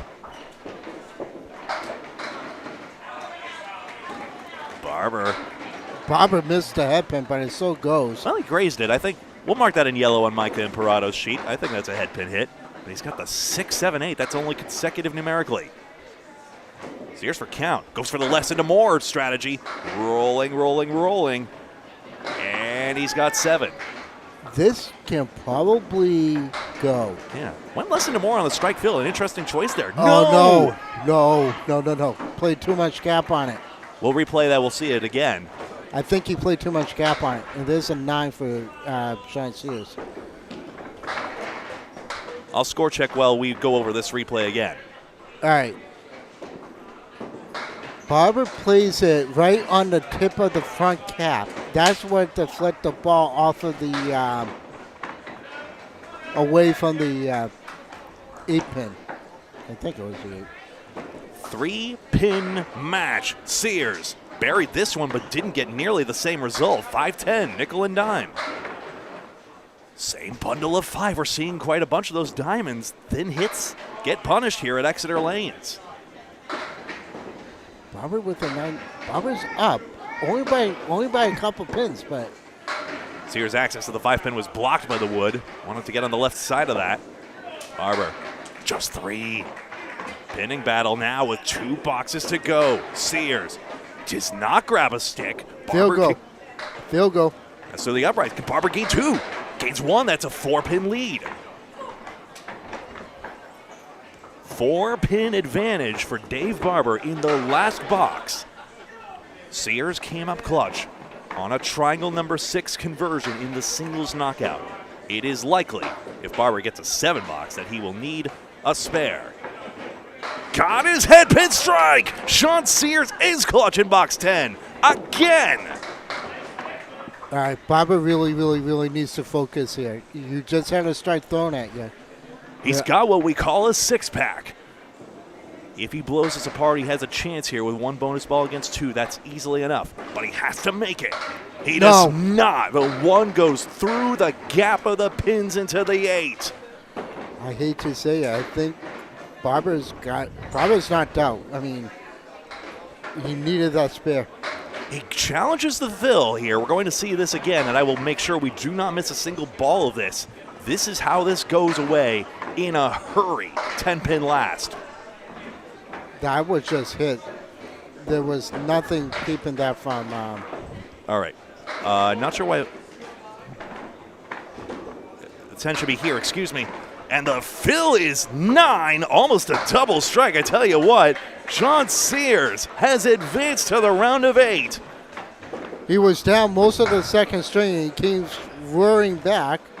And the fill is 10 after all, 227 to 221. 6 pins, 6. So if you look at most of Dave Barber's 5 fill, and one of those 9s, that's the difference right there.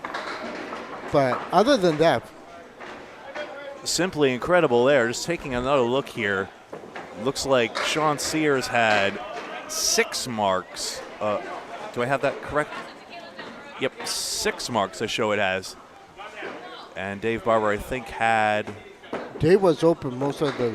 I think Dave Barber had 5 marks, made a lot of it up in the pinning, but in the end, Sean Sears dumps a 20 box on the end to take this one by 6 pins and advance to the round of 8. I'd like to congratulate also Sean Baker taking out the bowler of the year, 270 to 218. How's Waters and Harris? They were both in at last check. We'll confirm that right now. Any action we can... I'm going to tab this over to 3 and 4 real quick, and we can take a peek in. That's Scott Douglas versus Nick Zuffalo right now.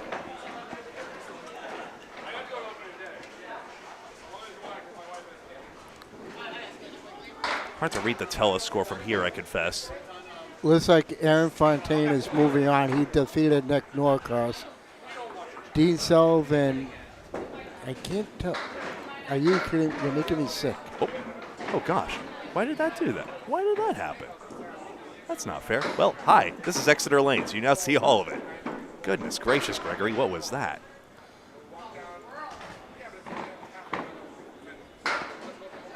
And it looks like the ladies are on their final 2.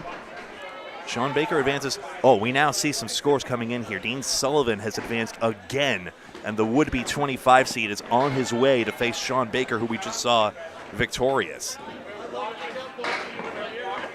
Taking a look around elsewhere. Who did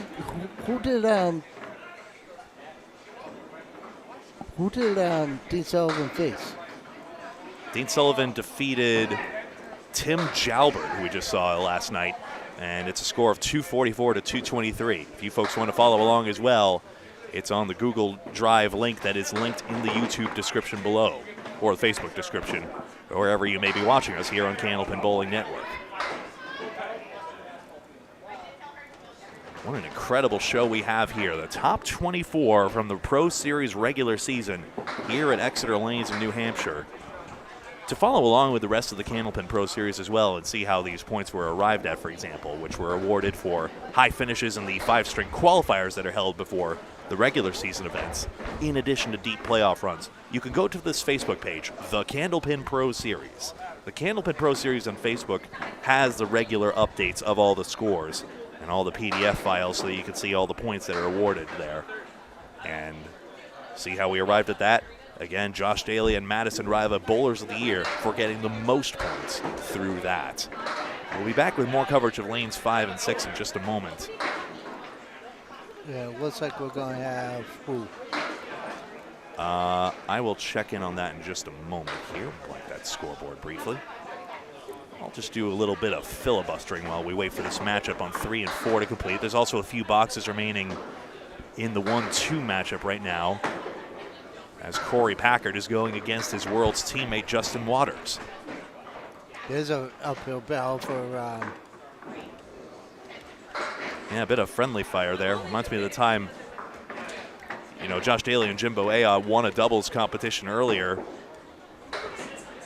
That was the And I doubles think, elimination where they defeated Nick Norcross and here's some news Nate for you. Here's some news for you. Nate Fontaine. Yeah. Freshie defeated Scott Douglas. All righty, so Nick Zuffalo, who's having one heck of a year, was a doubles knockout finalist and a skins champion.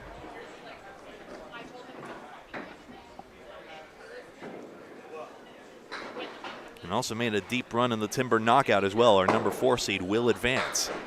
So if that is the case, then he will take on either another brother Douglas, Tim Douglas, or Richard Beveridge Jr., depending. Taking a look around. Looks like Rich Douglas went 223. Who? No, that's 233 for Rich Beveridge Jr. And 236 for Tim Douglas. That's by 3 pins, so Tim Douglas. So looks like we got. All righty, so Freshie's got to face both of the brothers now. Like the boss levels in a video game, I suppose. Tim Douglas was a previous bowler of the year before Josh Daley just took the crown now, the King's crown now. I know. I got you, bud.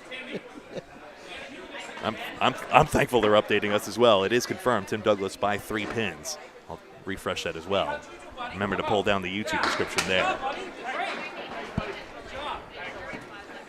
Thunderous 9 drop. I'm trying to see what it's an 8 drop. I'm trying to see how Corey's doing.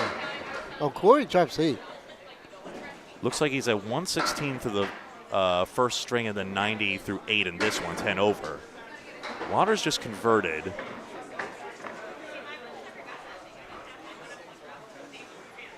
So if I'm counting correctly, it looks like advantage Waters at the moment. It might be a close one, actually. Oh. Packard just missed, though. Oh, you cherried that one. I know I think Danny Harris moved on. Did Danny Harris move on? We'll check in here on the computer as well. A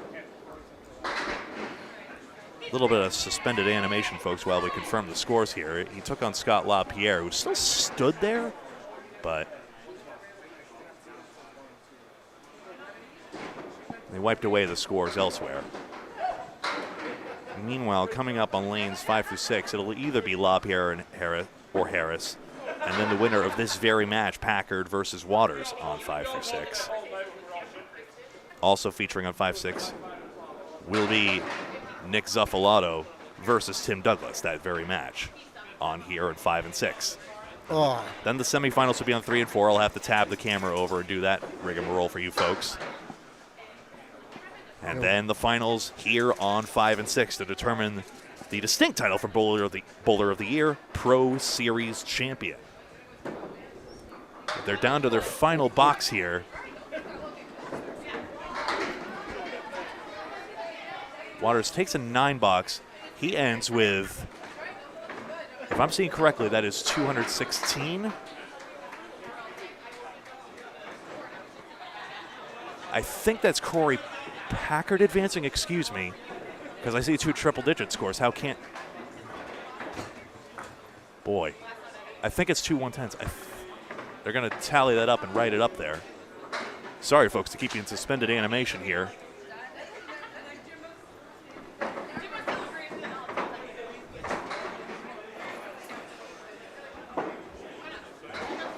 Yeah, I'm sorry, folks. It's just too tough to see from this angle. So coming up next in the round of 8, on lanes 5 through 6, 2 more great matchups. It's 2 matchups on each of the pairs of lanes, quite simply. It is 11:42 local time here at Exeter, New Hampshire. We got started at 10 a.m. My name is Greg Gouillart, and I'm alongside Kevin Burns here on Candlepin Bowling Network, live with this coverage and the culmination of this monthly series of rotating events.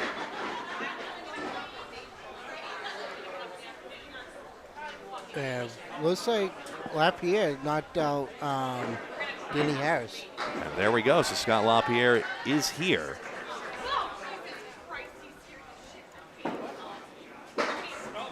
And it looks like Corey Packard moves on.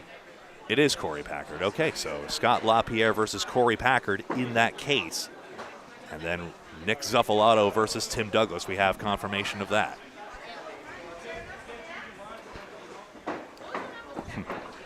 Always interesting to see the.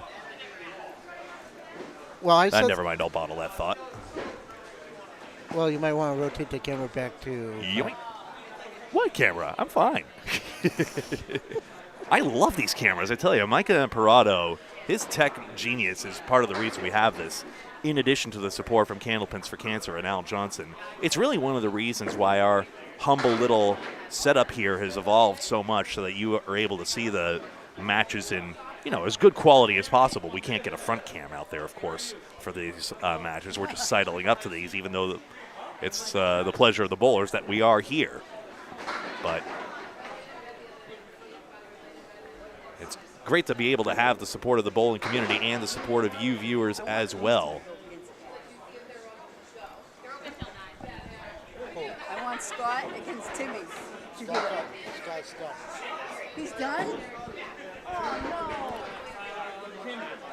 Just making sure we were still with you. Sorry for the radio silence on that one. But here we go. Round of 8 finally starting now. High seed gets lane choice as ever in these 2-string matches. Round of 8, that implies quarterfinals, doesn't it?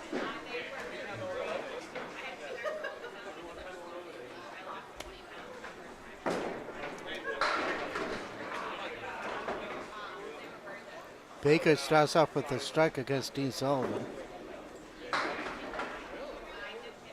Which means we'll get started with this in just a moment.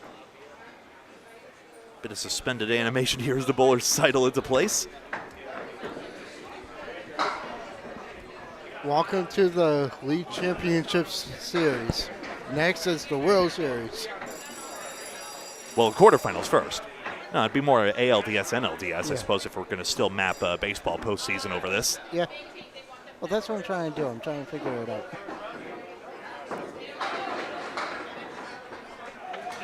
I talk about Stanley Cup playoffs, but I'm a Bruins fan. I don't really want to right now. Neither do I. Tim Douglas versus Nick Zuffalo. We're getting underway now. It's quarterfinal time, live from Exeter Lanes. I'm no Cory Booker, but I think that was a pretty decent filibuster. Nonetheless, here we go on lane 6. Freshie, we call him, Nick Zuffalo. Gets on the head pin, and he's got the 2-4-10. Tim Douglas, he can whip that ball down the lane. Here it comes.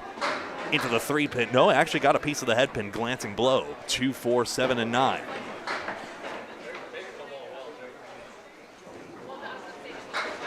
And a nice slice, I thought, but it got just shy of the 10-pin for Zuffalo. Douglas just into the wood with a 4-7.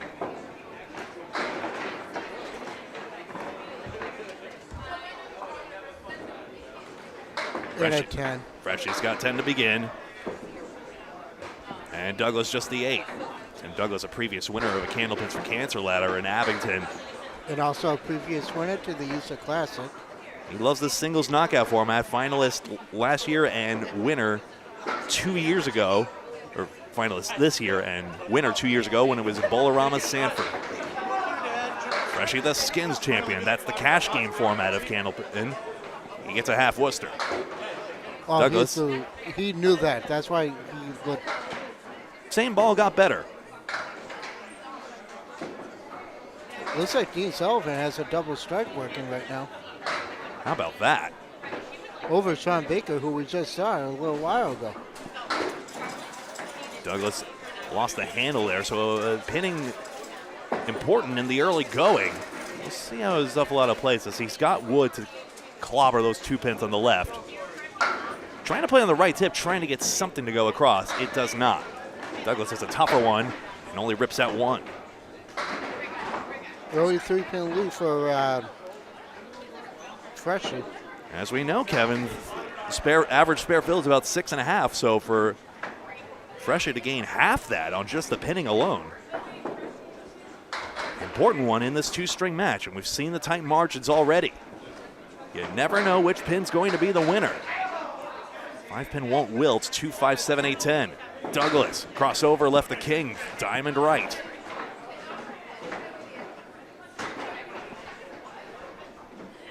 Well, looking over to the ladies' side that Justin Scali is covering, and they're in their finals, is Madison River versus Amanda Carroll.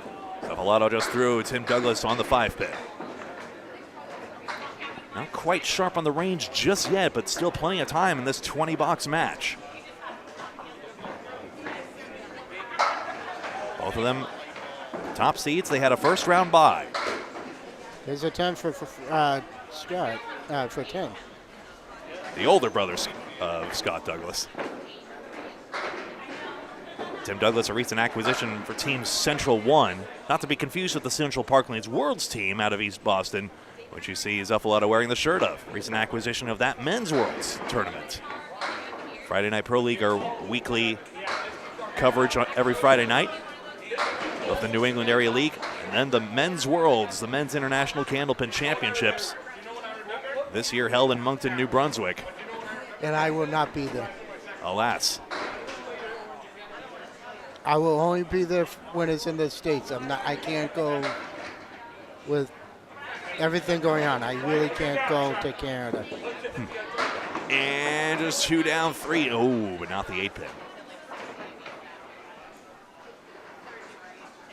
But you know me, I'll be watching, and I'll be doing my analysis through the... And you can too. Nice 10 by Zuffalo. You can too by watching Candlepin Bowling Network on YouTube. We'll take another look at this 10 box. Way to right on the head pin. Nice and pretty. Not too full. Yeah, you got to get on the inside of that head pin to get it to go. Still a 3-pin advantage. Yep, that's all it is. Nobody's blown up for a mark yet. Nick can't get that 10 pin to carry. Timmy, 5-7.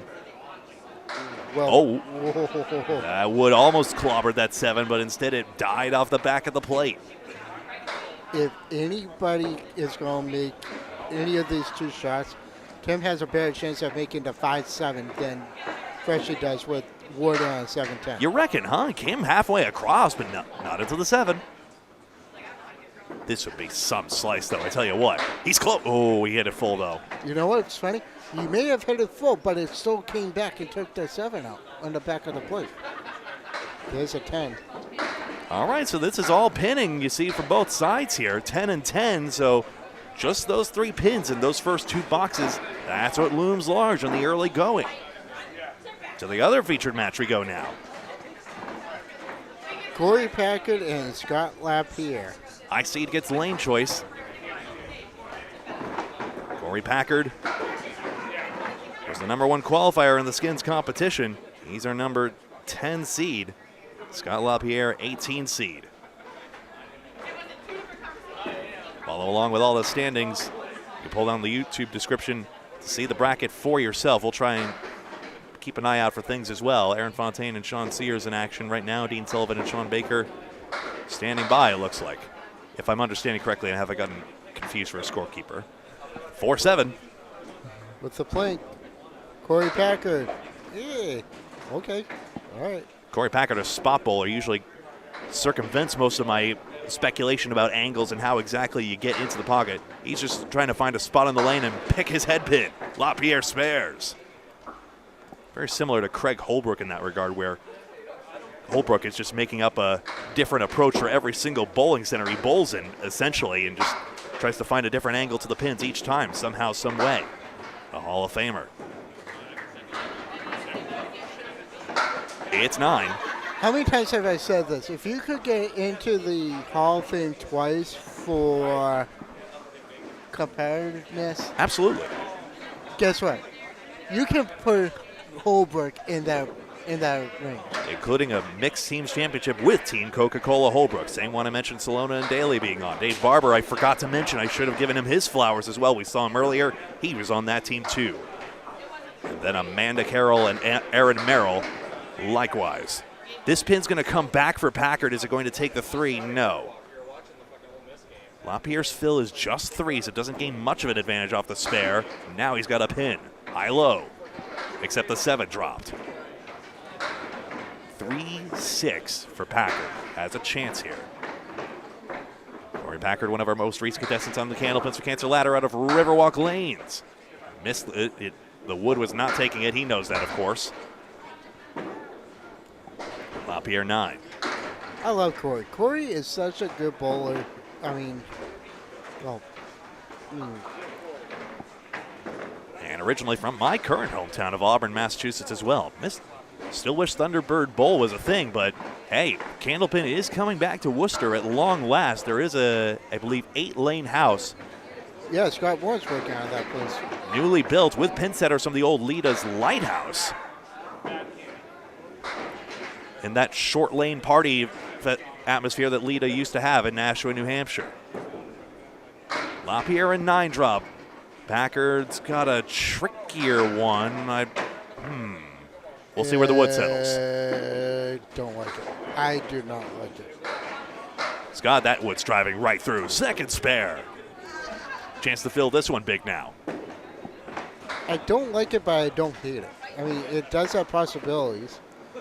He's headed right.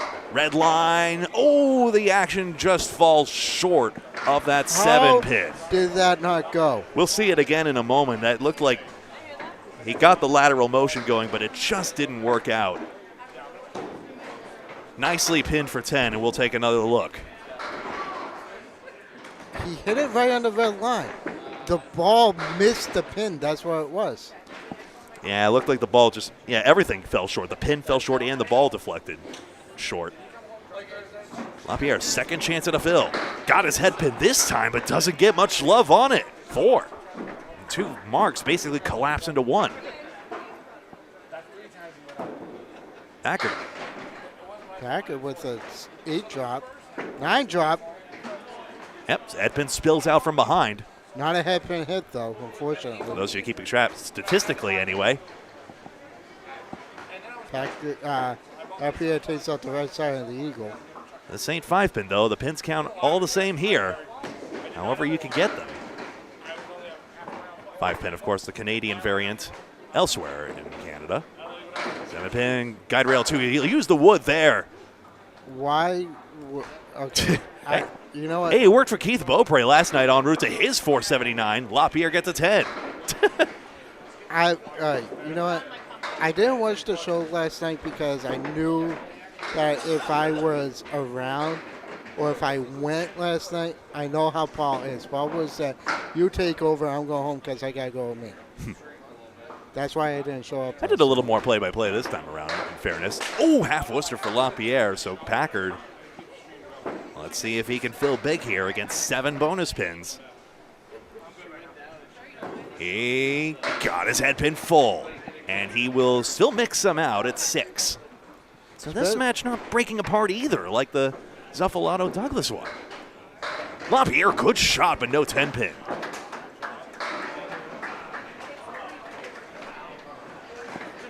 Packard, a 3-1 split. Is the wood helping, or is it in the way? I think. Oh, he can get that thing to jump over. He could as well. That's probably more likely. You have to split the 3 and the 6. I think the red line is looking at it for what it's worth. Let's see the slice. Gets a 7, but not the 10. Mercy. Scott rides the rail for 10. Well, here's an update. Amanda Carroll won the ladies' side.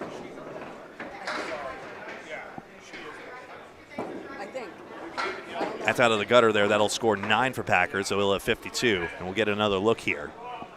Now, I want to see where he missed with this one. So the ball deflects in front of the 10. Cruel. And the wood was looking at it. My goodness.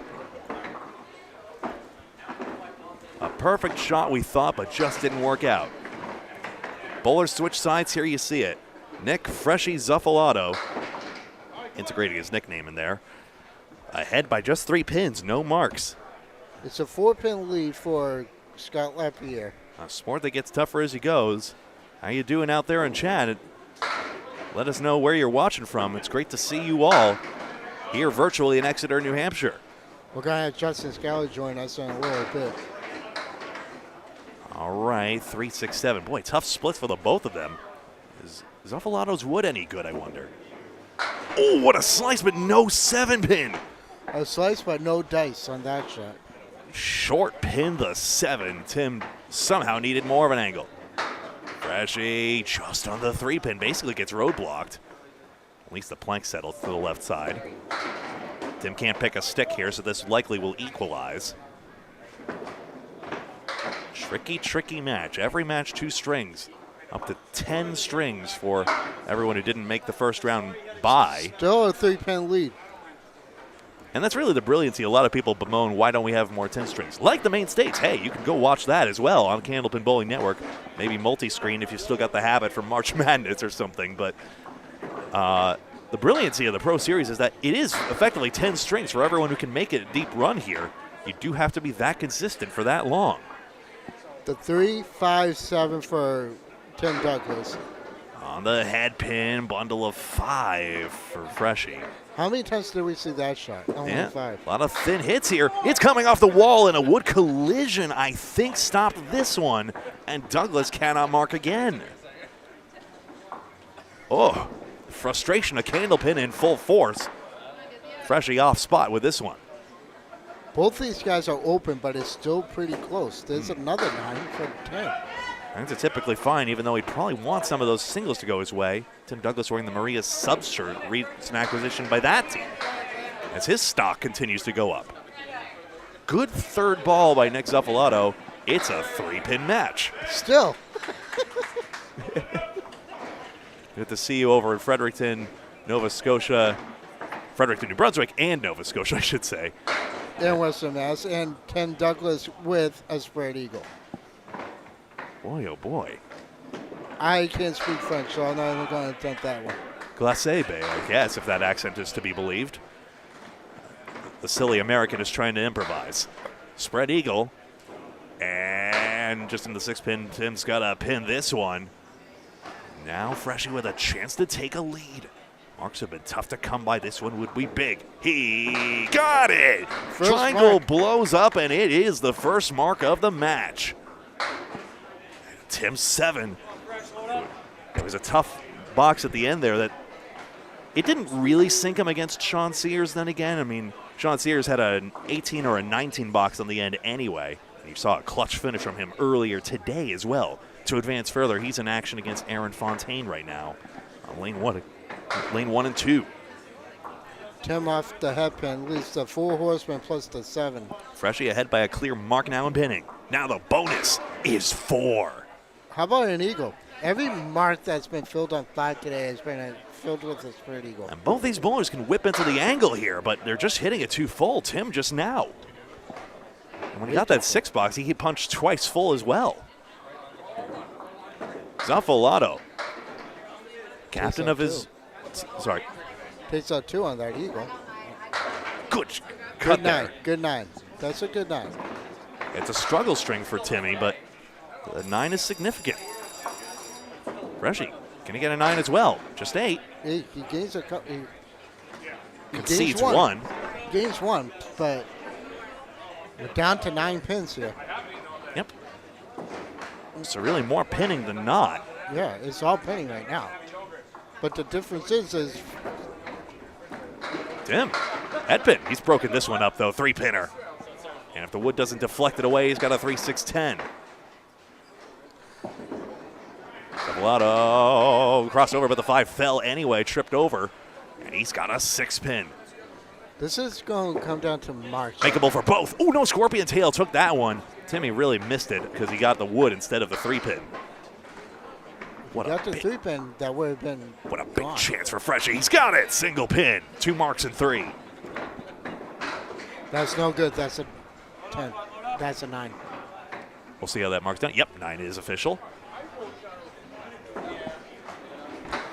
Scores are official as you see at 97 at ball to 87. The lead is 10 plus. This ball full. Doesn't have to shoot at it. It's 7.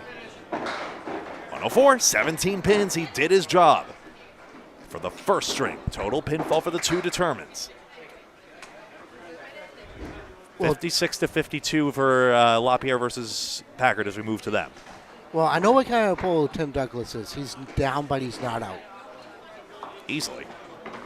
4-pin lead for Scott Lapierre. Difference is 1 mark. But if you add the fills together, it's a 1-pin match. Ooh, Packard's dumped 9. So, for a different reason, a lower scoring match here. As Lapierre's tipping pins, but he's got the 4-7-10. That pesky corner won't carry. Wait until the wood stops, Corey. If you don't get in the pocket, you just don't get the breaks here. Exeter pins do not give it you pins just for showing up. No, they don't. Oh, right in the Spare. face. All right, it's a 2-mark match, but now it's all depends on the fills. Packard didn't play the wood that time, did he?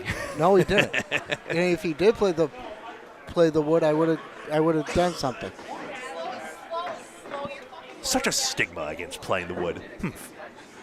But hey, Well, rule of thumb: if you see the pin, play the pin. yes. Always. Yeah. I had some guy ask me Wednesday night, do I play the wood or do I play the pin? I'm like, you play the pin. That's a no-brainer. Corey dropped it at the line, but he got 6, 7. That's a good fill. Corey Packard has a reputation for dropping it at the line and still getting away with the shot as well. Oh boy, that is the 5, 7, 9, and 10. Speaking of entry angle, Let's talk about a leader lane special, which is what that shot is. You see that shot all the time at leader. And we actually saw Jeremy Seaholm make that shot. Remember in the finals of the Worlds? that 170 string he had was incredible. Yeah. One of the great highlights of that. And, oh no, the wood deflected around the 5-9. Basically 7-10 split, but he was middle two. And Corey with the PG special. He's not here. I'm not going to say his name. And a 10 for Lapierre to match, and it's a 5-pin. So, again, these nail biters are going to go down here. They switch. That's the right way around. What are you talking about? No, I'm saying they switched leads. Oh, they switched leads, yes. That 7 feels significant. Corey drops 6. A 3-1 split. Florida Plantation, what's the distinction there? But great to see you all the same. Dropping 9 is Lapierre. Corey can make this. I mean, he is a spot bowler, but he knows how to play pins too. Candlepin would easily succeed in the state of Florida if the It logistics worked. Ooh, almost got the slice on it. And you see, he's disappointed not to make that difficult shot. That's the caliber of these bowlers. Lapierre spares. That's going to put the lead back in Scott Lapierre's favor. One of State of Maine's finest to see some of the rest of the State of Maine's finest go over to the Maine State's coverage with Paul Grant here on Candlepin Bowling Network. Justin Scali striking his setup, and then I'll expect to see him in a moment for the semifinals.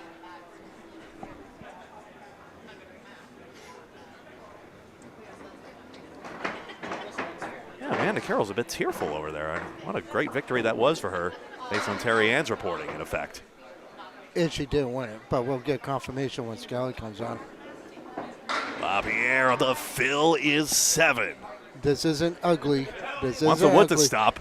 This isn't ugly. No, he wants to stay at 4-pin and stay up. You have a better shot at making this with the 4-pin up. Right, no, avoiding the parallel pins. Nobody likes a 7-10. That's a bowling universal. What is the hardest shot in the game of all forms of bowling? The 7-10. The hardest. Especially with that wood. He can send this wood across, though, but he hit more of the cap than anything. It was more cap. Had he hit the 4-7, it probably would have jutted across. Good attempt by Corey.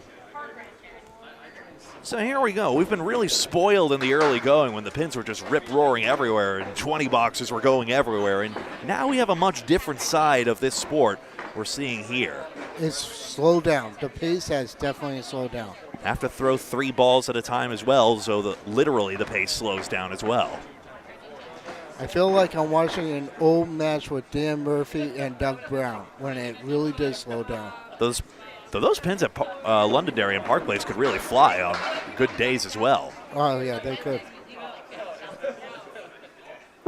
Lapierre has a 2-pinner. I can say one thing. I did get a lot of good naps in when Dan Murphy and Doug Brown had a very, very slow match.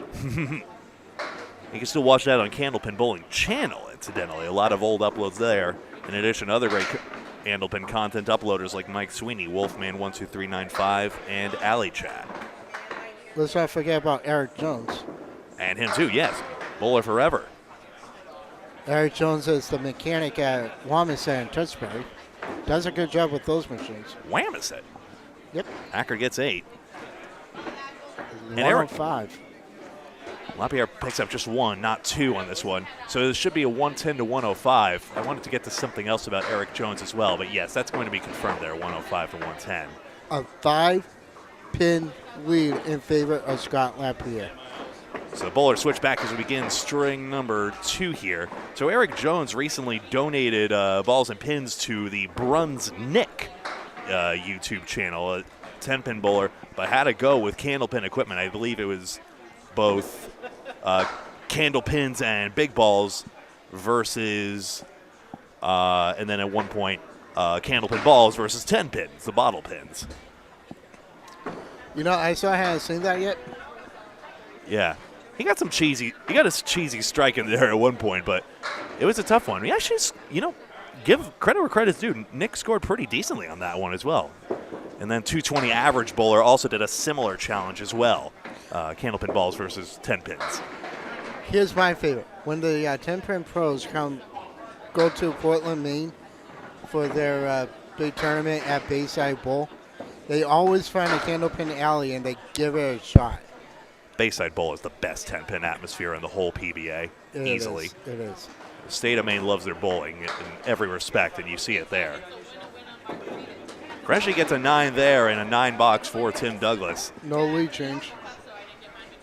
So those few spares, the spares in 8 and 10 for Nick Zuffalo. That's the difference of the match right now. Chance to give him yet another deep Pro Series run, and when it matters the most, it's 4 to start here. It's like I said, don't count Timmy out. He's a good bowler. Tim, a little thin on it. The ball was tailing away. I have no idea about this one. So he's left with another stumper here. Nick's got to curl us in here, but he's only got 3. It's more the wood. I don't know. Timmy. Oh, what a run. What a run. But no 7. Everything just jumped off the plate when that hit. Just simultaneous action there, my goodness. Zuffalo glancing the head pin around, that's only 8. Timmy grabs 2. 15 pins. So really, we are past the point of pinning at the current moment. Tim Douglas does need a couple marks here. Yep. But if he does. But he's still playing well. That's the main thing. No, so going back to the PBA and the state of Maine and them doing candlepin bowling, it's really interesting. I actually seen a video, the world's greatest bowler, Jason Belmonte. At Westport, that's right. At Westport, taking a candlepin ball, doing his two-handed approach. And let's just say he did not feel very well. He tried. Of course he did. Oh, Timmy strike! There it is. There's the ball. There's the Timmy Douglas I know. I told you strikes were rare in this game, but there it is. His brother Scott had a double just a moment ago, just saying. And that was a key one as well. It wasn't everything, but it was a big part of his victory. 1, 9, and 10 is Zuffalo is trying to pin this out. You know what I've noticed? We have not had one banana split today, and Casey's online. Yeah, it's been more of the thin hits than anything. Watch this strike. 1-3 pocket, gone. Actually, 1-2, I would say. It would look like the 1-3. It's gone in a flash all the same. No 8-pin for Tim Douglas. That's why he's re-racking. Actually, we'll get set here. It's amazing. It's amazing the technology in these pin setters. Haven't been able to make any new ones for quite some time. The last company made is bankrupt, one of the greatest existential threats to Candlepin. 5 for Freshy. Tim Douglas lost the handle on this one, but is still blowing out the candles. 6 down on the first one.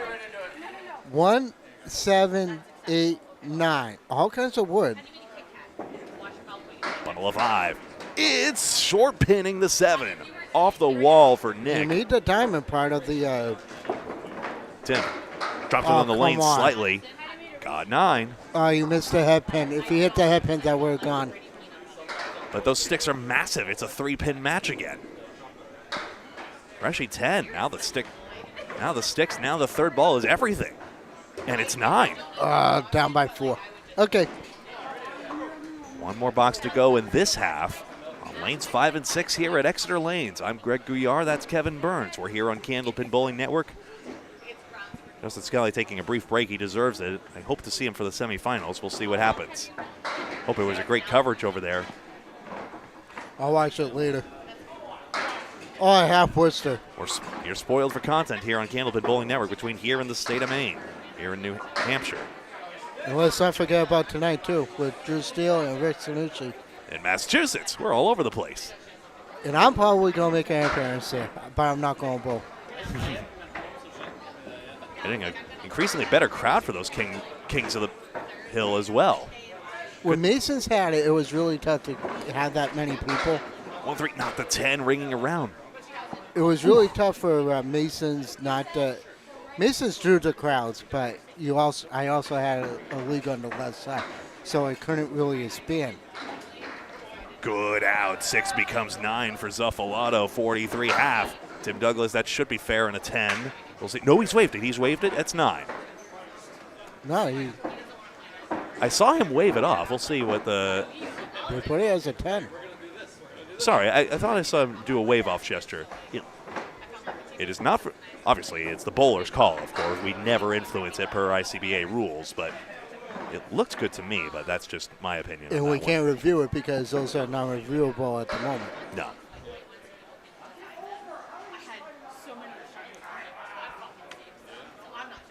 All right, over to Corey Packard and Scott Lapierre. Now I remember I got to reset this one.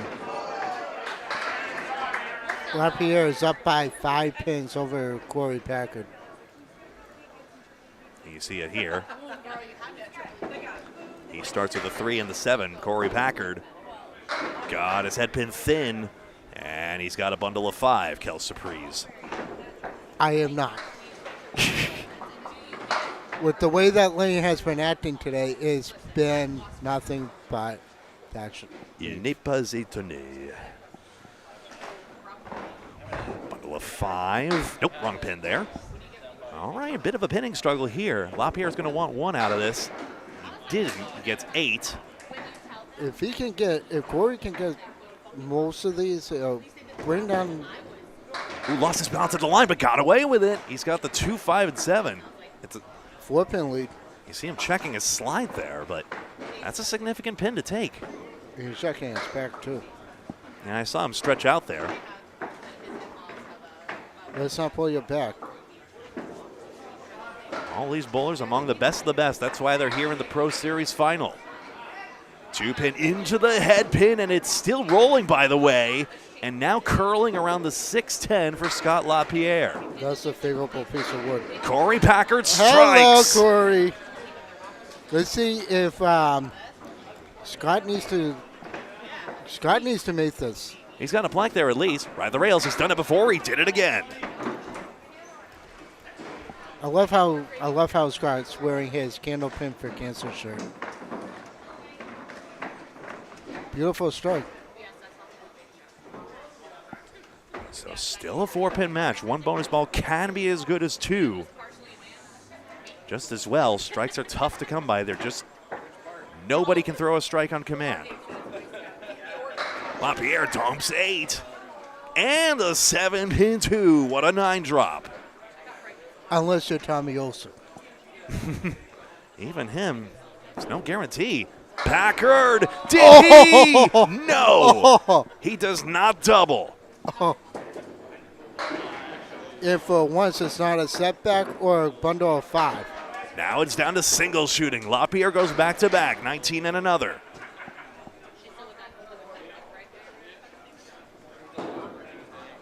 Add a spare to match. 20 bucks for Corey Packard. There it is. Look at this match. Now the marks are heating up, but the margin remains tight. 3 pins, ball apiece. Could create a swing here depending on how this goes. Got to get the entry angle right. We've seen these Exeter pins do not fall just because you hit the head pin. Lapierre crosses. It's a little full, in fact, but he drills 8. He dropped a 7-10. Thank goodness for that. Packard. Off the head pin. There we go. It's coming forward, by the way. That 3-pin was hit. It was hit, but it's rocking. So 6 pins, and Lapierre gains 2 more to go up by 5 as we wind down the second of 2 strings. We started this half with a 5-pin advantage for Scott Lapierre.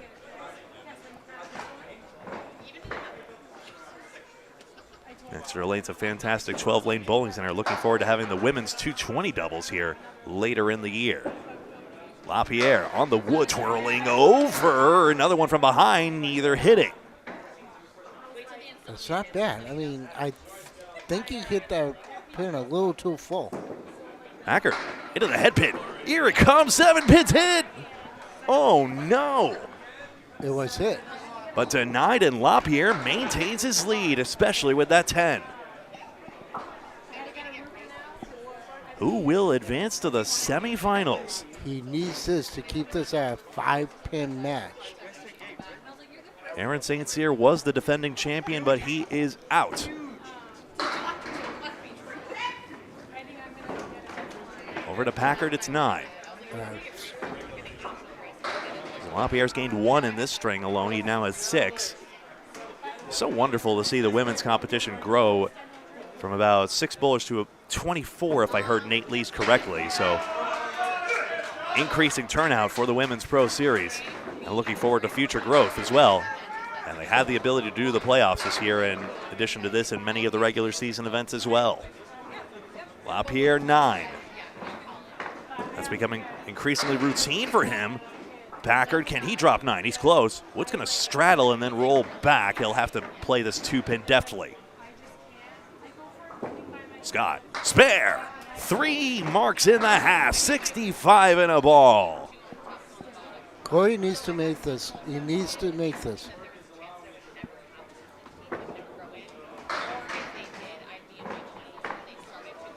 Corey found He's it. fallen into the wood. Gouillart rails it in. That ball actually curved right in because he started way out to the left. Always does in his usual routine. And there we are, 169 and 175. Just taking a peek up here, that is the official scores. And now we move across. Back to Tim Douglas and Nick Zuffalo as we switch sides, you see it. 3-pin match. The marks have been so tough to come by. Nick Zuffalo with 2 clutch marks in 8 and 10. But now Tim Douglas, dropping a strike when he needed it most, is within 3. Tim Douglas came so close to winning that singles knockout before the great headline of Sean Sears prevailed. He was up too. He was up too. Now he's coming slightly from behind. Freshie just 4. Took out a diamond in effect. Just 4. Good sticks, though. That's significant. Missed the head pin. It's going to challenge Freshie.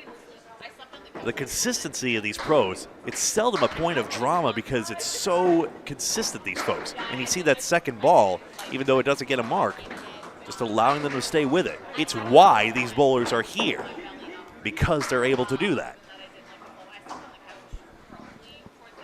If you want to see the alternative, watch my bowling if you dare. Freshie gets 10. Still a 3-pin. 157 to 154. Taking a look here. Zuffalo now facing a second consecutive Douglas brother. Tim Douglas, the former Easter Classic champion the year before last when Austin Barnes won it most recently. That 20-string competition. You'll see it on April 20th live from Lido Lanes in Nashua. Yeah, monstrous 203 string from Austin Barnes last year. Off camera, Nick Zuffalo has his customary towel that he usually has at the back of the approach.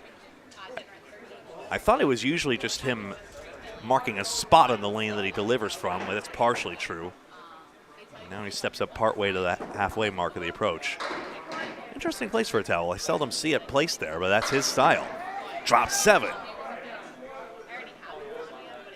Douglas uses the whole length of the approach. Fires it into the curtain, I'm afraid. Chance for Nick to grow this 3-pin lead. Can he curl it in? On target, but short off the wall. He can't believe it. That's a thigh slapper there. Tim Douglas, that glancing blow won't take it. That's 8. That's going to knock him down. Some fickle sticks today. It's so easy to hit him just a little too thin and pay the price for it. Just not quite in that 2-4 pocket, I guess. That's the telephone here at Exeter Lanes, if you're curious what that mechanical bell is. Lovely old school system. Since 1946. What a strike by Tinley. I can't even talk. What a strike by Tim Douglas. 79 years later, Bowler still getting it done. Oh, boy. Here's a Starlight plus the 7. Well, that's going to be something to pin here. It can go. And that's significant here. Zuffalo does not want to give anything away. He has only lost 1 pin in the last 4 boxes. Again, a good second ball here, and that's tenable. And he's like, what do I have to do to make something like this? Well, he's got time here. You can't give up on the ball here. He knows that full well, obviously. All the pros do. Oh, even I know that. Of course. But it's 8. Just a board short. Yeah, Casey said he's calling to complain about the noise.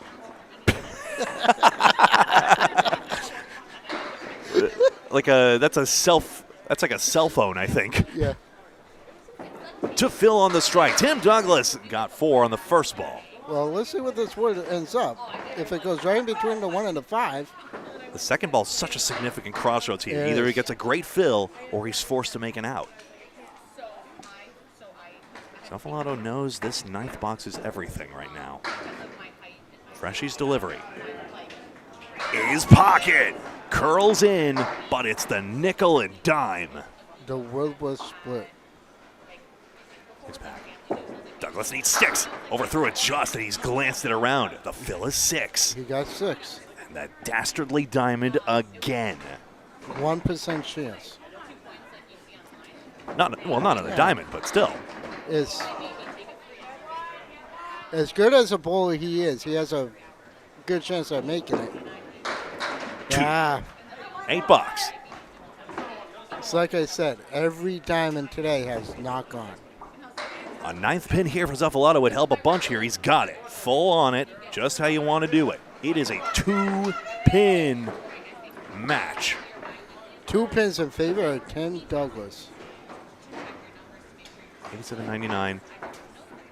104 and 80. That is confirmed. It is a 2-pin match. Tim Douglas blows in there. Can't get it to bust up. It's a 2-2 split. Piece of wood in front of the 10 pin.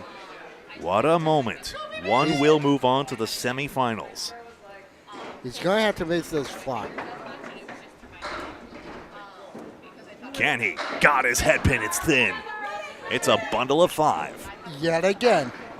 Pinning is significant here. Tim Douglas has a split. It's tough to work his way out of that. He got a slice! Oh!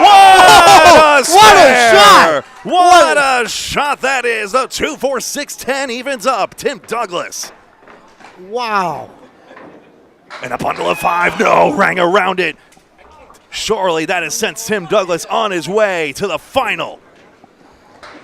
He'll just take the button reset here. That's a 9 bucks. It's all over, baby. Tim Douglas, a massive conversion. We'll see it in a moment after this bonus. Wow. And he blows into this. So 7. 7 more 106. That is it. And in such a grinding, tough matchup. Watch this. He plays it on he split it, but the piece of wood that I was worried about came back and took out the 6 pin. The 10 into the 6. Extraordinary. And now over to this match. Corey Packard and Scott Lapierre. Wow, what a shot. That was... Are you not entertained? And this is why we watch every box. The pacing was so slow, and then when you least expect it, the biggest shot in the biggest moment, it just when the match starts slow, it just makes those later moments that much more critical. Corey Packard was 7 on his mark. For a 71 half. Lapierre drops 7 as well. He's got a 72 half. And this tightrope act is well and truly underway. 6 pins. I prefer Corey's leave because that piece of wood can help him. Sweeper would, oh no, it deflected in front. No. Wow. I'm surprised by that. We'll see it again in a sec. Scott misses his triangle. Status quo benefits Lapierre. All right, that's a tough 8. That's a tough 8. I feel for Corey on that one. That one was tough. To see the full bracket, pull down the YouTube description. There's a 9. Lapierre a 9. Let's have another look at this one. I wonder if he hit the cap. Nah, he played it on the red line. Red line, maybe high side. It's so tough to see at that speed, but harsh. Yeah, that was really harsh. 7 pins. 1 mark advantage for Lapierre. Corey's got this wood angled at the 9 and 10. Not the worst thing ever, but he'll need to really bury it in there. He's going to have to bury the horseman. 4, 6, 10. That's a pin less than Tim Douglas had to convert. He's going to have to. You have to play the horseman. You got to play. You got to split the. And the wood clobbers the 9-10. Yes? Yes! There you go. You played it right. Played it right where you had to. What a time for a 2. Lapierre, could he get it to cover both? Nope. Shot the wood forward. That's why it came this way. Spun it round, catapulted it forward. Blanks there. He's got 9. And another look at this spare conversion for Packard. I was going to say he has to split the 1 into 2, which he does, and something comes out the wall. Take out the 9 pin. I say it all the time. Every shot can go. To fill. Head pin. How about 6. a diamond? Of course it is. We're tied. Half Worcester. And the tie is official on the scoreboard as well. Nobody has made this diamond right today, if memory serves, Kevin. No. The diamond has not gone at all today. But as we've seen all day, there's no time like the present. The most important ball, as Danny Finn has told me before, is the ball in your hand. But that one was on the front pin, but glanced around the 5. And this time, the left side of the diamond does not go. Uh-oh, Lapierre's needs an out here against the 1, 5, 6, and 10. This can probably go, but you got to be full. Has the guide rail in back. That could send something right. All right. And Packard can't get the out on his 3rd ball. Scott is saying I just need at least a 9. But no, it's still tied. So the guardrail in back doesn't drive anything to the right, and it is 208 to 208. Packard laboring a little bit as well with an incredible backswing that he generates in his ball. Well, Corey started at 10 o'clock. That was two games. 2 games on 1 and 2. He's on his 6th string right now. Yep, neither of these bowlers had a first round bye. Packard trips the 4. That's good. Let's see 2 boxes left. Lapierre, check mark. He's thin on it and can't drive through the 3. Corey is saying to himself, okay, 2-pinner. I know where I can hit this. He has 2 choices. You either play the pin or play the wood. The wood can carry that. Let's see. Into it directly. Spare. Like I said, see the pin, play the pin. A clutch mark in the 9th for Corey Packard. Lapierre needs pins. He's still in this no matter what. It all depends on the field goal. Oh, but an 8-box. Chop, chop, he goes, and it's suddenly too full on it after he was too thin the last time. Corey Packard, 2 pins and a ball. This can go either way. A big field by Corey. Scott's going to need at least another mark just to keep this close. Striking, it's basically over. Corey gets a strike. Strike to claim it, right, Gary Thorne? Here's the head pin. It's 7. You left the door open. Setback. Not a good time for this. Lapierre's furious about that one. Side saddle triangle for Packard.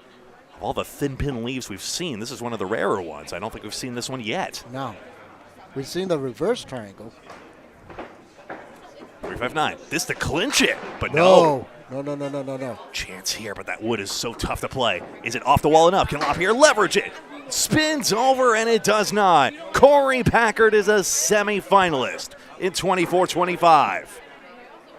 For the 10, good night. Scott for his 10, good night.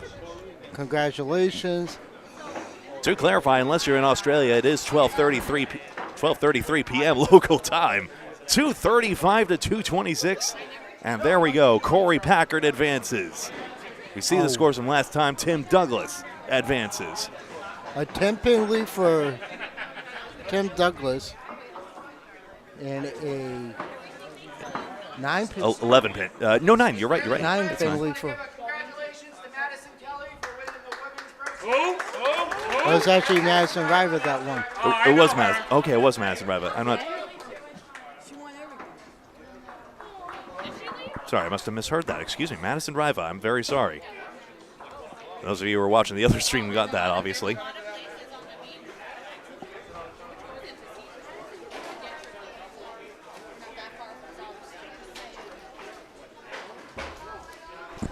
Big congratulations to her. She had a career year this So year. a dominant season for Riva Way too dominant. with a fitting conclusion. That's Aaron Fontaine putting his balls in the rack, so we'll see him there. And I got to move this camera over to 3 and 4. That's right. Oh, do we have to? We gotta. Oh, man. But the finals will be on 5 and 6, so this little angular geometry is only temporary. All right, here's the American League Championship and the National League Championship. Looks like it's going to be Aaron Fontaine. Which Giants will win the pennant? Okay. It's Aaron Fontaine, Corey Packard. And there's Sean Baker still. Wow, Sean. Well, Dean Sullivan was running that at one point. No, don't move that camera, Gregory. There we go. Are you allowed to get lunch?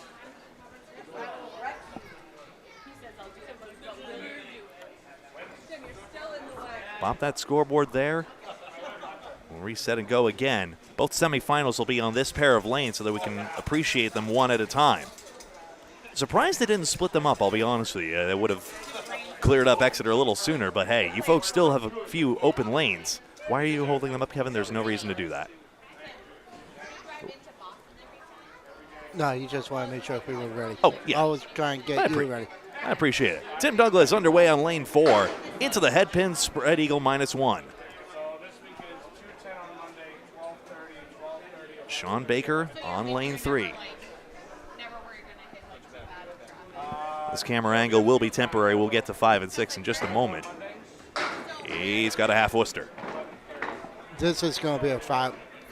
Well, actually, no, it's not a half. It's the 5-pin. So. A little extra here, so we're right back to the pinning battles to start out this two-string match like all two-string matches are today.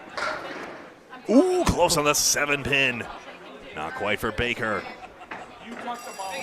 Chance to grab some sticks here. Tim Douglas grabs 8 on the third ball. An early 2-pin lead for Sean Baker.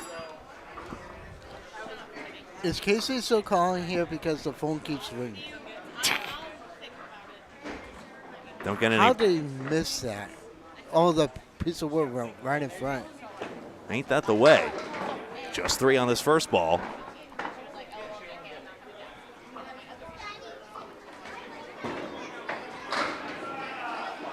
A little light. He least parallel pins 4, 6, 7, 9, 10.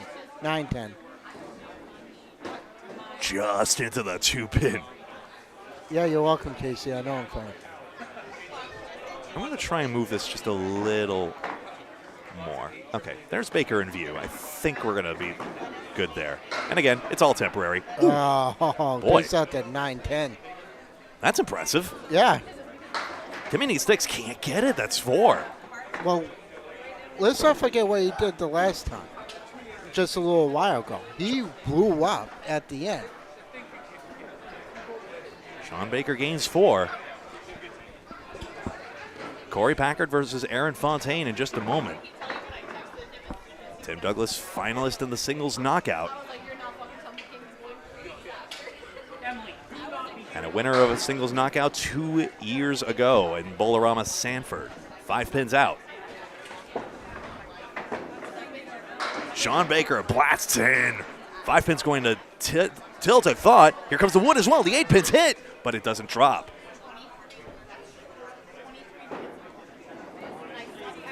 Tim just got the 8 pin. Shaking his head here. He got some advice recently. Slow the delivery down. He then had one of his best Friday Night Pro League performances after. Baker spares. Who told him that? Was that the Buffalo that told him that? It may have been one of his central teammates. That's a good out there. He settled right in on his 3rd ball, and that's a key 10. To stabilize his string. First of 2. As it has been all day. Into the 2 pin he goes, the 1, 3, 8, and 10 if nothing changes. Wood's going to die in the right gutter. Baker ahead by 6 in this. Got his head pin. The fill is 9. A 19 box to put him up by 15. And a chance for another. Baker has somewhat of a left to right delivery to his ball. And he's got it. 2 in a row. One of the reasons he had so much success on Channel 50, Tim Douglas, the Easter Classic champion, escapes with 10. Back-to-back marks here for Baker.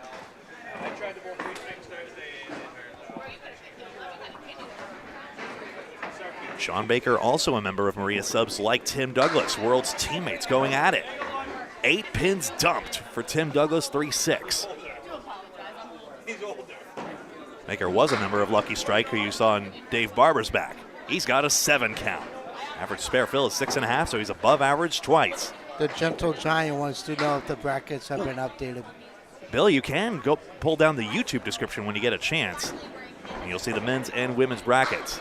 Spare. Again, with apologies for incorrect reporting earlier, Madison Riva, congratulations for that victory. You won Women's Pro Series of the Year, Bowler of the Year. You're the Ladies Pro Series champion. Okay, here we go. This is fireworks right here. You're welcome, Bill. Aaron Fontaine and Corey Packard. Corey Packard, the high finisher and a finalist in the skins competition. That was his biggest one. Aaron Fontaine has made a couple of finals, both the doubles knockout with Nick Zuffalo and then the singles elimination at Olindy's Quincy, which was a delight to have a tournament held out of. A house that very few pro bowlers bowl out of routinely. Strike! Easily. Welcome to the show. Well, look who his grandfather is. That would be Tom Olsta. Celebrated a birthday recently. Happy belated birthday to you, Tom. Hall of Famer. Needless to say. Looking forward to seeing him this summer. I really am. He and Aaron Fontaine competed against each other in our Old versus New Showcase, a special Candlepins for Cancer event we held at Bolorama, Portsmouth. That was earlier this season. And let's not forget, Aaron Fontaine just threw a 236 not that long ago, which a lot of people have been debating about. But when Aaron told his grandfather about it, you know what his remark was? You may have 1, but I have 7 in there. 236. What an extraordinary single, Aaron Fontaine. Double. It's in there. No, it's not. But he crossed over, but he's gotten 9 to start. Well, when you come from a family that bowls a lot like the Osas do, you are bound to pick up some of Tom's traits. I mean, Aaron's a little bit different in his... Oh, no, it's off the cap. Aaron may be a little bit different, but his approach is very similar to his grandfather's. And his brother Nate as well. And Nate, who made a doubles elimination final with Nick Norcross. Daley and Ayotte won that event. 10. That's our top poker special, though. Yeah. He hit the wood in fairness. Yeah. Ball Grant special, miss it on the second, make it on the third. Never a good time for that. And with a serve, Ball Grant. Ball Grant's in state of Maine. He can't be in two places at once, try as he might. He is everywhere in the Candlepin community, but cannot literally transfigure himself into two places at once. You haven't figured that part out yet? Alas. Quite the feat of prestidigitation if he could. Oh, Corey needs to get going. You're down by 24 pins. So 6 and 9. Fontaine has been pin perfect to the first two. He rang around the 4. That piece of woodplay ringing around the rosy, and it didn't. One of the most morbid kid songs of all time. Nice spare, Packard. To trim the deficit after losing a few on pinning and that mark. So perfect. There we go. A perfect game of Candlepin is the modest but important definition of all 10 spares and strikes.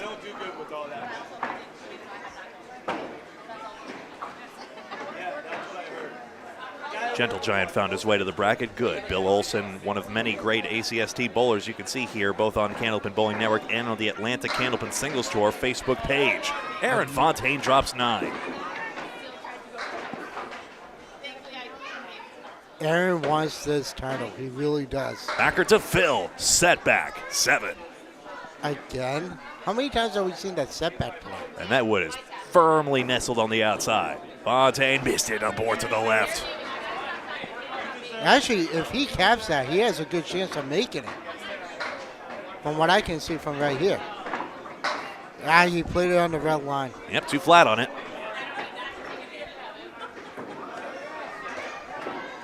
Nine boxer Aaron Fontaine. We featured Tom Olsta made one of our mixed worlds coverages as well with Team Goat as well. He and Aaron Fontaine have fantastic matching berets. Great fashion sets in every way. 41 to 48. I remember covering with Anthony Karen Right. at the Miss Worlds. It was Tommy Osa, Craig Holbrook. rematch. That was fun. And another 9 drop for Aaron Fontaine. Nobody threw a multi-strike in this one, but that would have been just too unrealistic a script, wouldn't it? Yeah. Half Worcester Packard. So Fontaine another chance here. Missed the last one aboard to the left. Misses it left this time. He probably makes it, incidentally. And he's off the cap. Uh-oh. Well, Gregory Eugenius, nice kibosh. Aaron Fontaine will have to settle for the 1 mark advantage if Packard doesn't blow this half Worcester apart. He's in there. 4-pin won't trip either. He blew it, but he didn't blow it all down. 10 box for Aaron Fontaine, just the 1 pin left standing, and that's significant there. Now Corey Packard again has to struggle for an out here. Overcooks it a bit. He's got an 8 box, for a 9-pin margin. Same number of marks. Aaron Fontaine by 9. Yep. Through 5 of 20 boxes. Back we go. We'll have the finals on 5 and 6 in just a moment, but we got our camera angled this way to catch the semifinals on lanes 3 and 4 here at Exeter Lanes. Bowlers switch sides every 5 boxes. Sean Baker now taking to lane 4 on a 3-mark streak. Tim Douglas with plenty of room to make this up. He starts all the way in the back of the approach, so he'll disappear behind the graphic. Check in here. Yep, still hidden. He'll pop out when you least expect it. See, all man, surprise. Well, no sneak attacks here, and yet the pins never see it coming. Baker on a fill, 7. Guess what? Setback. 71 at the half. 1-2-7 tips. 1-2-10. I said it before, you cannot count Tim Douglas out. It's a decently makeable one, I suppose. He can explode. Watch out for that 10 pin. It's hiding behind that ball return mechanism there. Or something hanging down, actually, I think. That was part of the ball return. obviously. But no, there's no ball return between 3 and 4, actually. Yeah, that's true. 10 bucks for Sean Baker has only been less than 10 on one of his boxes. And Tim Douglas gives away 3 more there.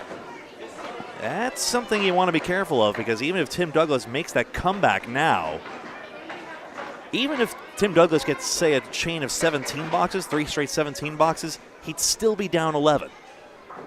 And that's really one of the reasons the pinning matters at all times, all the way through. Triangle number 2 for Sean Baker. Tim Douglas. Losing the range here, 4 horsemen and a 10. Sure, a lot of people malign Tim Douglas's consistency. And on one hand, he doesn't have the longevity of Sean Baker. That just comes with time. Baker, 4 marks and 5.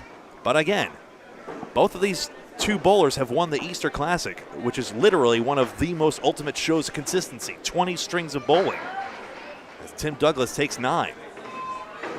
At least I'm mostly sure Sean Baker's won the Easter Classic. Hasn't he won multiple? It would befit him, that's for sure. I'll have to go back to the spreadsheet that Dave Barber so lovingly produced, with data from John Zappi and Dottie Lawrock as well. He's got another triangle in a 7-fill. Tim Douglas 9, not 10. 40 pin advantage already for Sean Baker.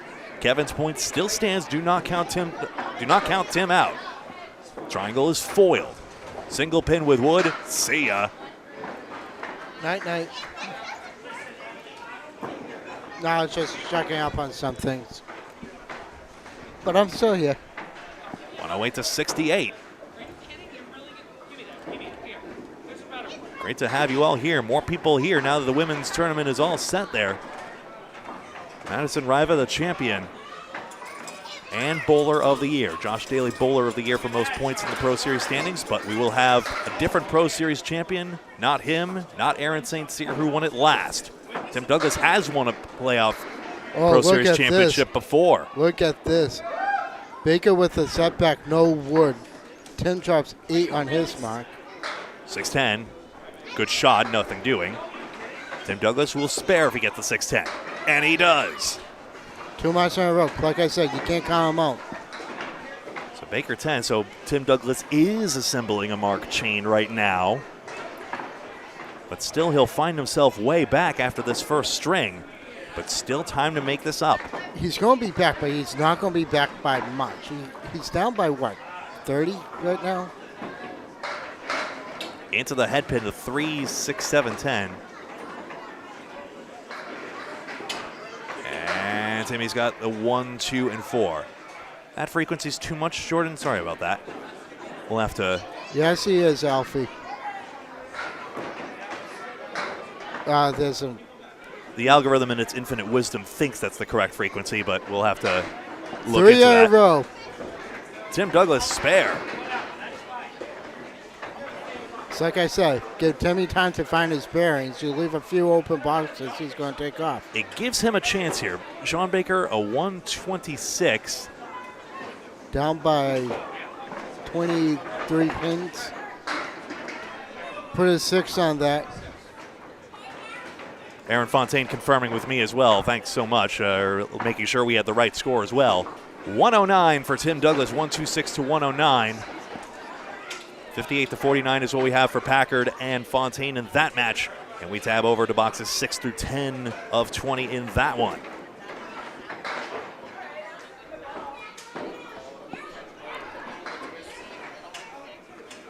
So just one mark aside here, but again, the pinning of Aaron Fontaine is the difference in the early going. Aaron Fontaine, who has made 2 Pro Series event finals this year, didn't win either. Now, a chance to go to a 3rd final and maybe more. Corey Packard is only 9 back into the 3-pin and just takes out 3. Dropped it right at the line. Corey Packard on our most recent Candlepins for Cancer ladder at Riverwalk Lanes, Amesbury. Fontaine, diamond left. Can we see a diamond go for once today? Maybe the diamond on the left side will make all the difference. And there's wood in the middle as well, which helps out. I think it's behind the 5-pin. It's gone. It goes. First diamond of the day. At last. Packard, this is a tough out. He's got a good one. That's 9. That's a good pro 9 right there. Extremely significant. Aaron Fontaine plays this right where he had to. Play it more on the outside than the inside. I remembered to flip the scoreboard. Yes! To mock applause from Kevin Burns. And now Corey Packard tipping the 6 pin, not the 10. 7-10. Fontaine strikes. Incredible. Corey is like, now what do I got to do? I got to show you a 7-10 split. And I just had a diamond thrown at me and a strike on top of that. Got a pin.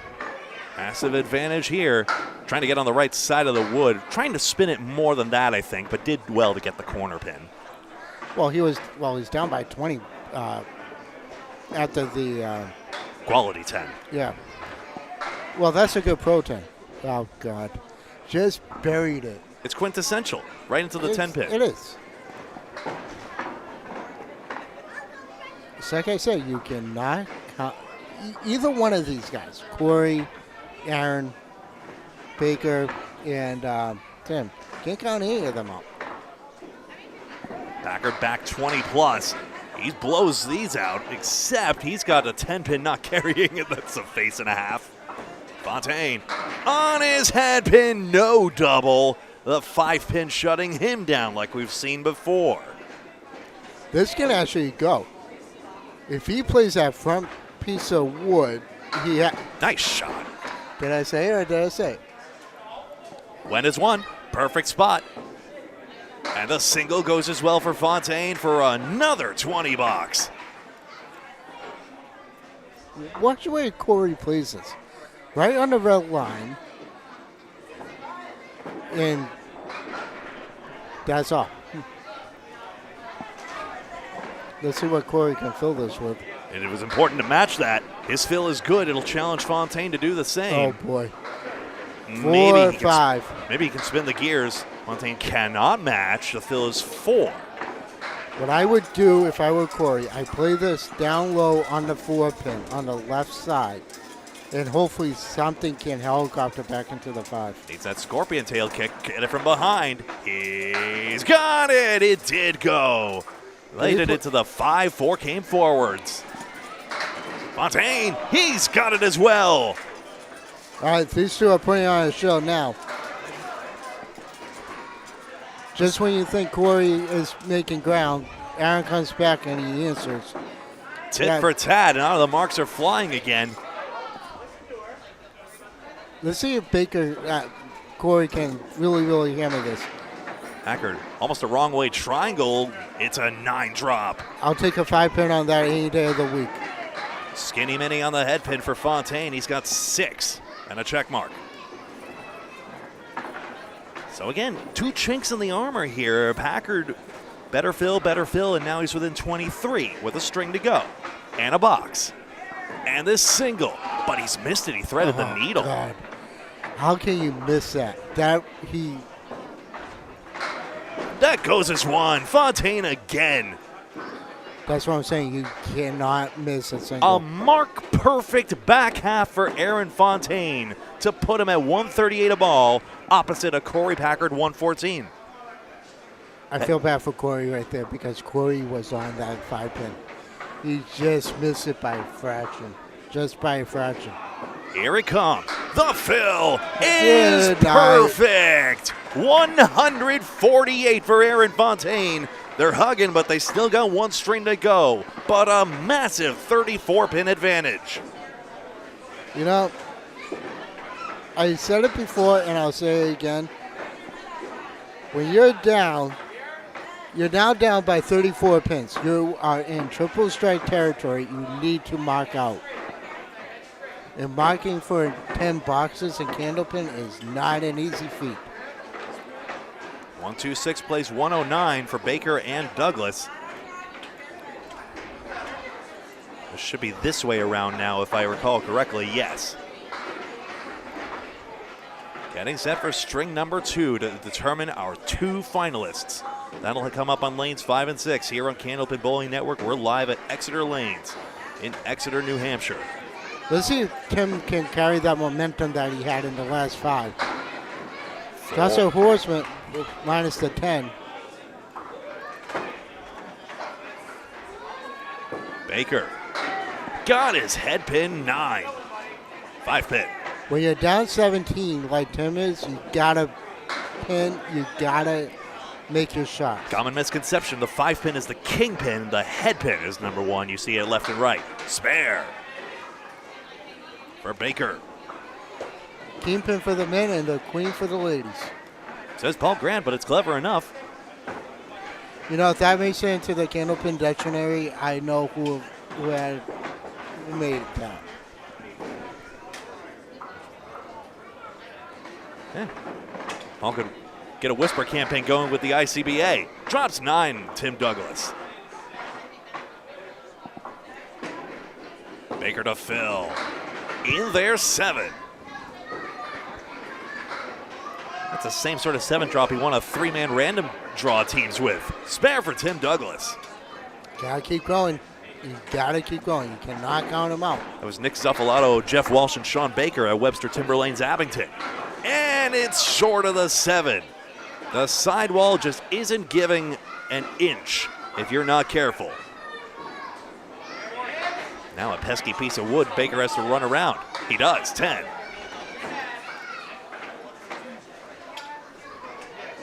$25 minus a ball now. Tim Douglas does have the track. If he drops a strike, we have ourselves a ball game. In there, and he does. Well, right on cue. Boy, you couldn't call that any better, Greg. Baker, a crushing blow of his own. Can he match it? Nope. Leads to 3. Well, it won't be a so what strike, but it'll be a so what matching mark, I suppose. Flags right there. Easy as you like. Take another look at the Tim Douglas strike meanwhile.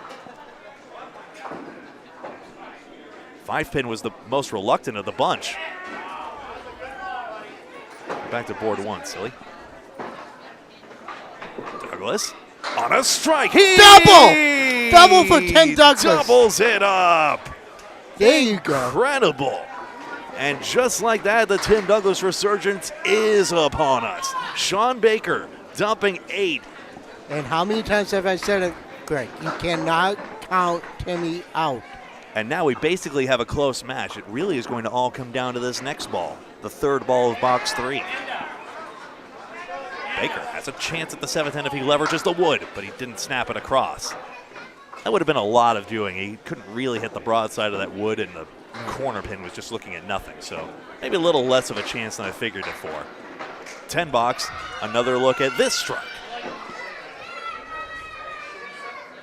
Oh, that was pretty. 9 and 5 were the last to go on that one. Again, it was a silly little 5 pin being slow. On a double strike. It's it again. This time it's a thin hit. Getting pins though. 9. And the fill is 19 in box 3. 177. Tim Douglas leads. Baker strikes. Baker comes back and answers. Forcing Douglas to mark here. To keep pace. Oh, he just missed it. No, he doesn't. So now Baker has the advantage. He had the lead, but he just lost it by the skin of his teeth. And look at this. Tim Douglas gets an 86 half as he leaves that stick standing. But Sean Baker, 3 marks, pin perfect, is now likely ahead with this strike fill. Right now, Tim is up by 4. Power of a double strike right there, as Paul Grant would say.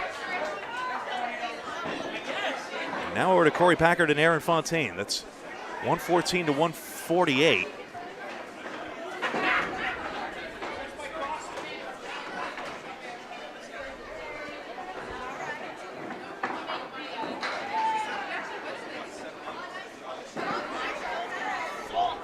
Fontaine on lane 4. Into the head pin. 4, 5, 7, 10. Looking to make his 3rd Pro Series final of the year. Let's tap this back here to have a look here. There's actually Tim Douglas looking at the scoreboard here. 4-7 is all Fontaine could get on the 2nd ball. Corey Packard with a 6-pack.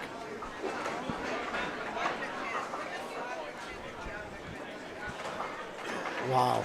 We're, as it so often does with these Pro Series tournaments, it just gets better and better. Packard can't pull the string on the 5. Fontaine 9. He needed that too. And a 9 box for Packard. 1, 2, Down 3. 34 pins. That's about, well, 4 marks is the least you need to overcome that, or for Fontaine to start hemorrhaging pins. Well, here's the thing. Fontaine is way too good. Yep, thin on this one, check mark. Exeter pins, you gotta be on the entry angle. Packard doesn't make it there. Cleared. Named after Bob Cagliari, Massachusetts bowler. As named on King of the Palace, rips through the 3-pin does Fontaine. Now you got to deal with the setback with no wood. Packard, he rips out the 3-pin. And the 10. How you do that? I don't even know. So, looking like a matching box right here. Aaron Fontaine's happy for the match to slow down. Now Packard drops 2 pins. 36. If I'm Corey, what I'm thinking is, I'm not out of it. I'm a good bowler. I know what I have to do, and he has to do it. Aaron Fontaine with a mark-perfect back half to take us to this point. Boy, almost had the chop off there. 2-5, 7-9 with wood. That looks pretty good to me. Just has to bury it in there. Corey Packard. Out of Central Mass, drops 9. Spare! Fontaine does rip it apart. Out of Bogey Lanes in East Brookfield and more Central Mass. Central to Western Mass.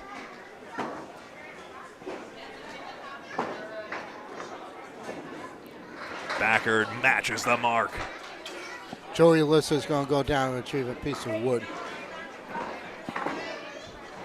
Those of you new to the sport, you're wondering if the lanes are oiled? No, they're not. Otherwise, Lister would have eaten it by now. Yep. Maybe a slight coating in some cases just to protect the wood a little bit, but balls obviously don't do as much damage even to these vintage wood lanes. Well, they're made out of a hard wood, like maple. Resilient through the years. Fontaine! Strike on spare. I hate to say it, but Corey really needs to get going. Corey's running out of time. It doesn't matter if he's working on a mark or not. Make no mistake, it's been absolutely fine bowling out of Packard, but Fontaine has been extraordinary, as so often happens in these later rounds. And there we are, an 8-fill. Perfectly fine. Blank in front. Leave that other piece of wood alone. Packard marks. There you go. It's totally fine, except it's not. It's fine, but He can be proud of it. it's something to be proud of, but the point is, you're running out of time. Corey knows he's running out of time. In this 2-string match, no 10-pin set, he'll have to re-rack. Fontaine starts his strike fill with 5.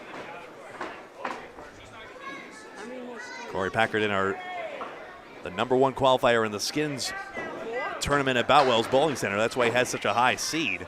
Skins referring to the cash game format as seen on many TV shows, including Candlepin Corner as well. Oh, Short on it. Oh, we're right in front. The short wall strikes again, but the fill is 8 for Fontaine. Packard loaded 4 on the spare. Now goes from 4 to 8 with a ball to go.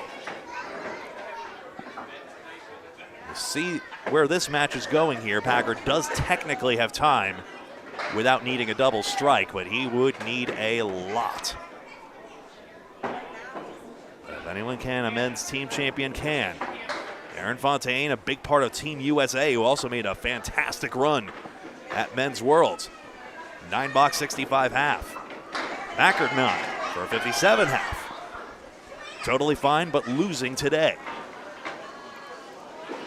Back we go to this barn burner. Tim Douglas, spare and then double strike.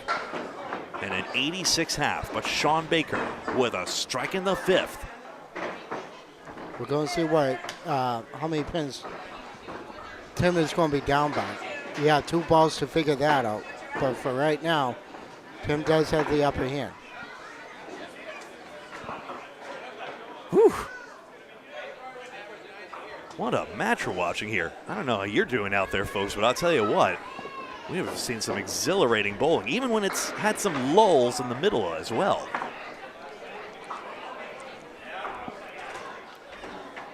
Baker to fill a strike. Lane 4. In there full. Wow. 3, 7, 9, 10. Douglas buries this one. Darn near had his 3rd strike. 5 pin. The king pin. And nothing's going to the left there. Baker does well to grab 9 pins. And Timmy spares.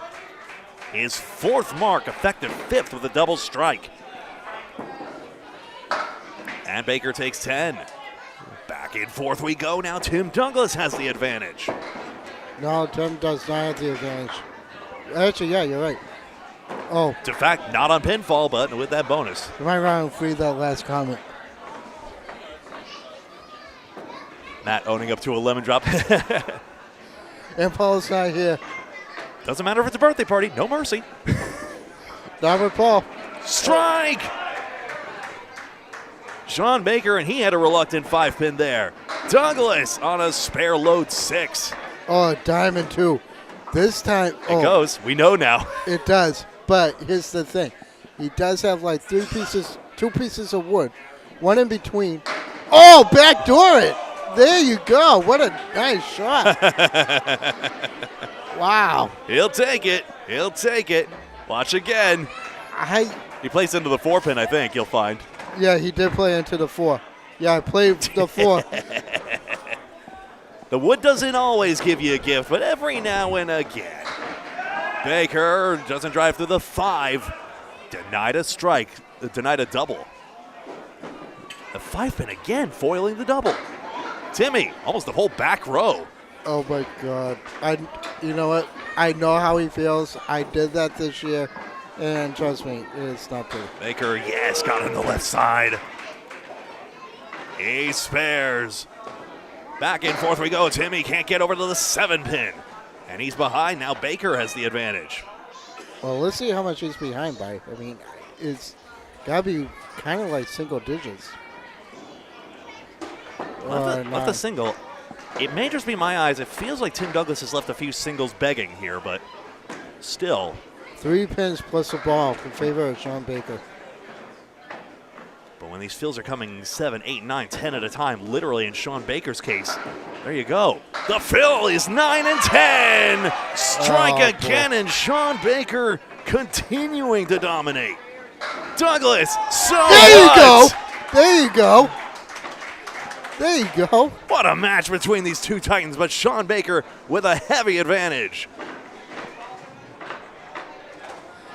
9 pins or less to go. That was We'll switch it around in just a sec. There we go. Baker in there. Double. He gets a double strike at the last possible moment. Oh boy. 154 plus for Sean Baker.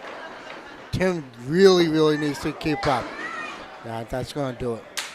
Unreal. And it's a perfectly good first ball, the 247, and it's not nearly enough. Sean Baker, north of a 140 average, maybe a 145 average at this point. The fill is 9 on Douglas's strike as he gets denied. Yeah, it's not enough. Baker crunched it with that double. And remember, Tim Douglas threw a 132 to lose to Sean Sears. Well, he just threw a 132.5 average and lost. Sean Baker filling a double strike, starting with 5, 15 on that fill. And one more time, make it 6, 165. 2-string total, 291. And a pin-perfect string. Thanks, Chris, for the call-out. All the pins knocked down. Wow. Packard and Fontaine in just a moment to determine who will face Sean Baker for the Pro Series championship. Aaron Fontaine, the lopsided favor in that one. That's it. You know what? I hate to. I'm going to be honest. Tim Douglas threw a perfect ball, and he got robbed a lot. That 4-box and the first string killed him. There can be no doubt of Tim Douglas's ability. He only loses because he runs into legendary. And Sean Baker, continuously legendary. It does not matter what year it is. He has been so strong for so long, and he will go the full distance today and make the finals on lanes 5 and 6 at Exeter. And we will have the call. Lopsidedly likely that Aaron Fontaine will be coronated here. Corey Packard does have room, but must start marking now. We know the doubles are possible. He's got the 4-8.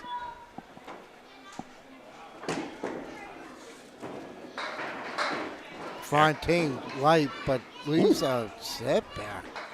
A strange way to do it, too. It doesn't usually. I know that. Usually when you buzz the 2-pin here, the pin action was just completely different. Even though I left the same pins. Packard's got to go direct at this one. He spares. You dropped it at the line. Yep, doing everything right. Doesn't matter, though. Packard can drop it wherever he wants. It always works for him. And Fontaine does not mark, so this is not over still. 4 boxes of consistent effort still required, even though Fontaine drops that stick. 41 minus is the lead for Aaron Fontaine. Packard really must consistently fill and consistently mark. He's so good at realizing when he's not quite ready to go. He's so capable of stopping and starting. He realized lane 3 needed to reset because it didn't have a 10-pin. That was part of it as well. And with the Bullmore Model E, the pin setter can really whip down and in your peripheral vision might be distracting to some. Packard in there, 7, disastrous leave though. They can't go. You have to graze the front pin. Aaron Fontaine, the 4 horsemen left, and a plank between the 4 and 7. Plank sitting way in no man's land. The 6-pin is really the key one. What's Packard going to do? You have to graze it. I made something very, very similar to this, but the opposite side, and I made it. If it were Dave Godwin, I feel like he'd just go direct at it. Let's see. Ends up splitting the difference. It gets only the 9-pin. That's not going to help. Fontaine to cement it. Gone. 4 horsemen down. Aaron Fontaine marks again. Mr. 236 about to pass that. Well, he did that in 1 string then again. Say what you will. Was it a money match? Blah, blah, blah. He threw 236 for 10 boxes. That's all I care about. It would not have been an official record. We can agree on that, but Bogey Lanes can proudly hang that one on the wall. That was incredible. Defeating his own grandfather's record to do it as well. For the 5 strings, in fact, overall. For that house record. Packard across the face of it, 5 and 7. Fontaine to fill and make darn sure of it. Whirling Dervish takes out 6. Well, at this rate, it's going to be a Fontaine and a Baker match for the finals. Eric Thornton, you just got done watching the 479 of Beaupre, huh? Blink and you miss even more legendary bowling. I tell you what, nice spare, 5-7, the deft touch. Fontaine this way and that, he spares as well. When you're going up against Tommy Osa's grandson, you know you have a mountain to climb. You know he was trained by Tom Osa. You know that. Men's international champion Corey Packard, perfectly capable of it. But today he will fall short despite some great efforts, honestly. Look, he drops 9. It's just not enough. Fontaine, spread eagle.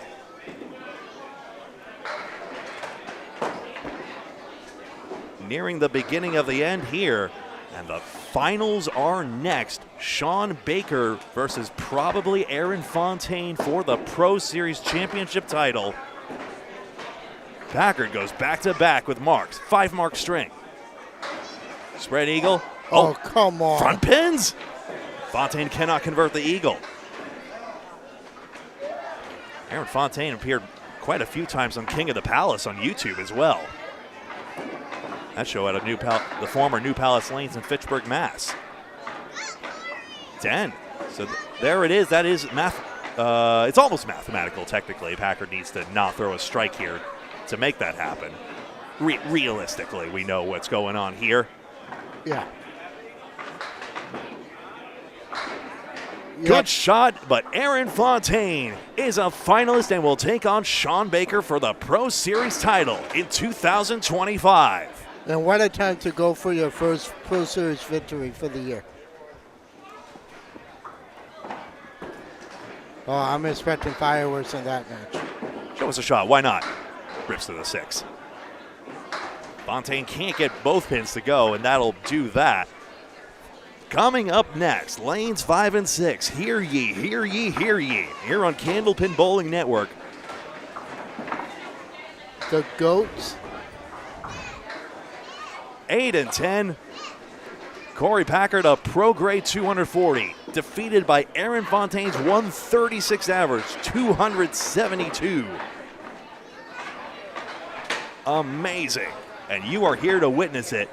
Sean Baker, a 145 average. The only bad thing is everyone goes back to 0 for this final 2-string match. My name's Greg Gouillart. That's Kevin Burns. We're here on Candlepin Bowling Network at Exeter Lanes, New Hampshire. Let's get this camera set so that we have all the action ready to cover. Get the pin cam set, and there we have it.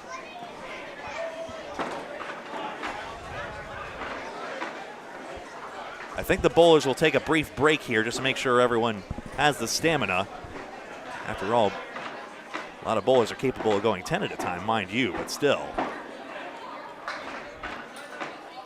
I'll make sure to, hopefully Shooter's Pub is still open by the time we're through here. Oh, it's only 1:20 p.m. We're making great time, honestly, today here at the Pro Series.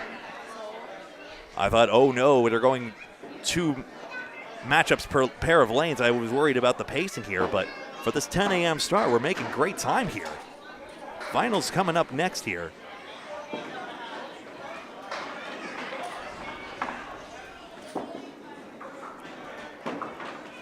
If you're all having a great time, do us a big favor and hit that like button on the video, that thumbs up button if you're logged into the platform of choice. Really helps out. I keep meaning to ask for that sooner so that more people know that we're here, but of course, lots of great action all day, as you know. And it's a pleasure to have you alongside for this one. State of Maine Championships, I believe they would be starting the Open by now, if memory serves. My understanding is APH, average per handicap, would have been all set by now. But to know for sure, make sure to check out Paul Grant's stream at some point, either now or on demand. Here we go. Sean Baker versus Aaron Fontaine.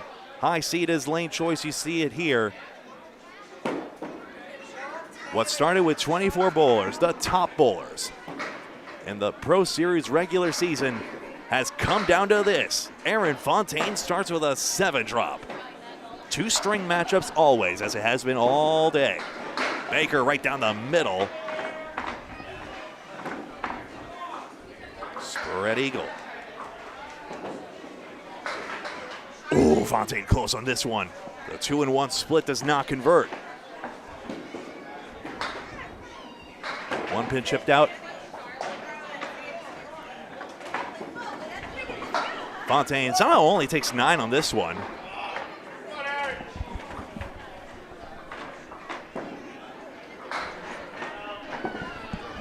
And Sean Baker takes an 8 in this first of 2 strings.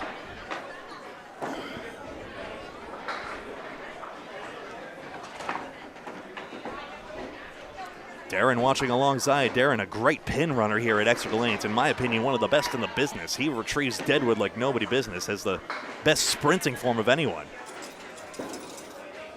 Maybe when the Medeiros family were referees during Candlepins for Dollars might have been the only comparable time. Can't forget about Ralphie, of course. Oh, Ralph Stewart, no, you can't. But in terms of pure athleticism,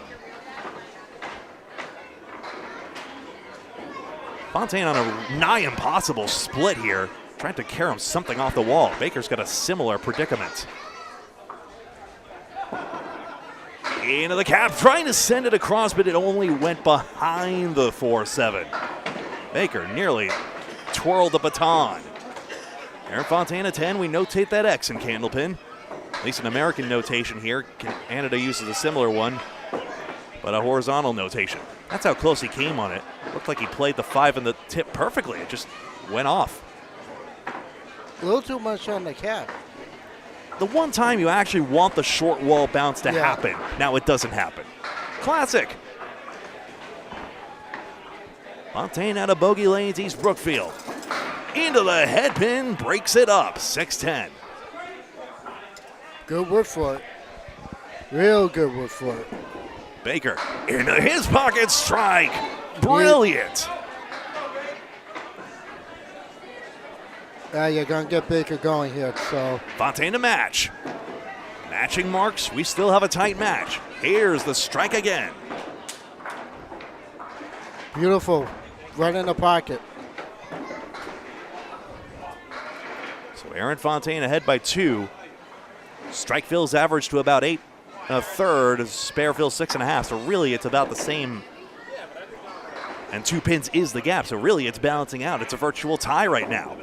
Fontaine in there. 7 pin only if it's not hit, but it is.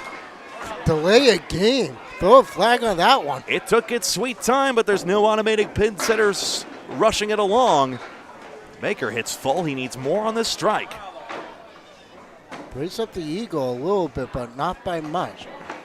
3-1 split. 3, 6, 10. He's capable. He sent it behind the 4. Good sticks, though. He's got 9. At a 10 box. Oh, this was so slow. At first I thought it was just going to be the 7-10, but then the 9, 7, and 10 go. It really is such an Ulster-esque balancing hand, just jutting forward. Yeah, it is. It's very similar to Tom's. Oh. 5, 7, 9. Tom may have had some hand in the teaching. We interviewed him at some point, but really is just emulating your grandfather / one of the greatest of all time, if not the greatest. Absolutely in the conversation. Aaron Fontaine behind the 7. Wow, that goes right behind. He leads by a dozen. Spare for Sean. And the Channel 50 star still getting it done. Fontaine a 10, a 68 half. Sean may be a Channel 50 star, but Aaron Fontaine is a Candlepin new generation star. But you can also put John Boudreau in that count as well. And really a lot of them. Oh, And, yeah. and bowlers of the year, Josh Daley and Madison Riva, both new gen stars. Exactly. It just goes on and on. It's a gosh diddly darn shame that the show is not on. Earth to Rob Taylor, we need you. Sending out the bat signal. He's a busy educator, in fairness, but somebody's got to take up the mantle.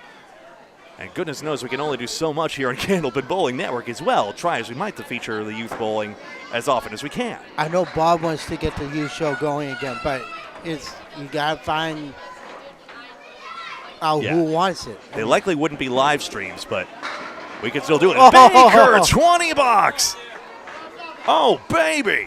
He ain't done yet, folks. He ain't done. Fontaine, strike in his face? No, 5-9. Can still match with a spare. Same situation as box 3. Look what Al Johnson just said. Alfred Johnson, my goodness. What an honor. But it's true, greatness knows greatness, and Fontaine spares. Al Johnson, a Hall of Famer in his own right, but also the founder of Candlepins for Cancer. Especially for the Lee family's recent tragedy, we ask you to give as generously as you can on Candlepin's #4, cancer.com. Really appreciate your support. Each and every one of you has had the chance to do that. Baker starts a strike fill with 6. Fontaine head pin 7-10, but a good count. Spinneroonie, says one. The front wood seems possible for that. Baker off target. No, he's got nothing on the second ball, so his strike fill is 6. That was a chance to shrink the deficit. Oh! Whoa. Wow, take a... I think I took the replay of that. Sidewall may have foiled it. I think the cap rebounded violently off it. Still a chance to grab a pin here. He does. So +1 on that as well. +3 for the pair of boxes. All right, let's see. So I think it's going to ricochet off the wall and then just did. boink. He did.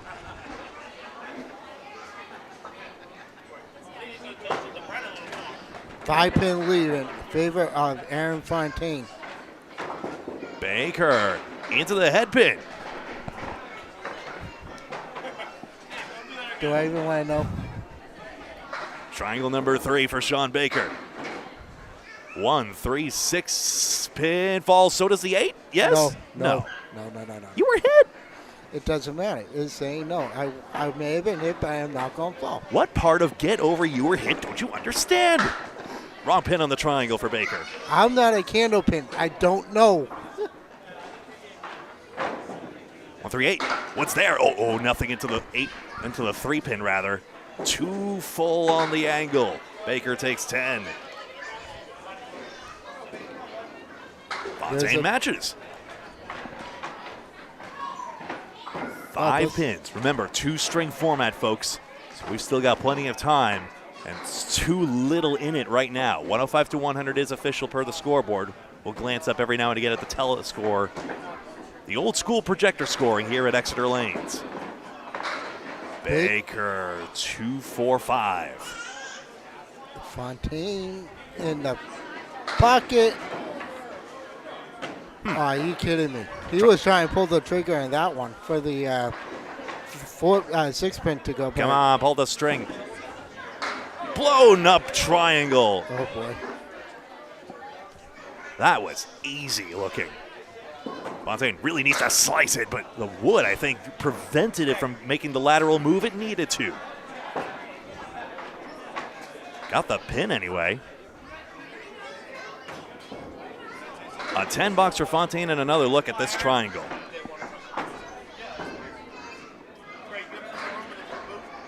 Yeah, he just played it wherever he had to. Really not much analysis I can do on that one. Yeah, not much to it. I just wanted to see it. It just went as one. It was pretty. It's the aesthetic, Kevin. Into the head pin, the fill is 5. Almost a Greek church. And guess what? We're tied. Great. Perfect. So it's going to be a virtual 1-string matchup here, although Fontaine has a chance to get a better leave, perhaps. I'm not a big fan of Baker's. Aaron Fontaine has a triangle number 6 this time. That's the shot Sean Sears made to win the singles knockout. Baker. You and I almost fell off of our seats when that happened. Thankfully, we got lower folding chairs here at Exeter. Yeah, thank God. Oh, no, 6-pin. A little too full. Thanks, Rob Packard, for setting up the OSHA certified setup here. Baker 10. Fontaine, this isn't tenable, though. It's 9able, though. Fontaine is within 1 pin going into string number 2. 125 to 124 we have. We'll switch back.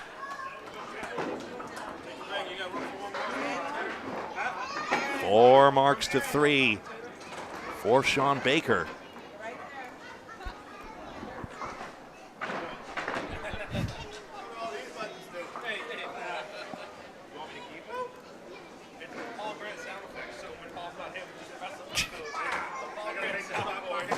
One pin. Everybody's conspiring to take us off the air here. No, I'm just kidding. 1 pin match here. Bowlers are taking a brief break here. They just threw 10 straight boxes. Without a break. Exactly. So Aaron Fontaine in that one, 1927. Fontaine only left 3 pins standing just then. And Baker likewise with his 5 pins.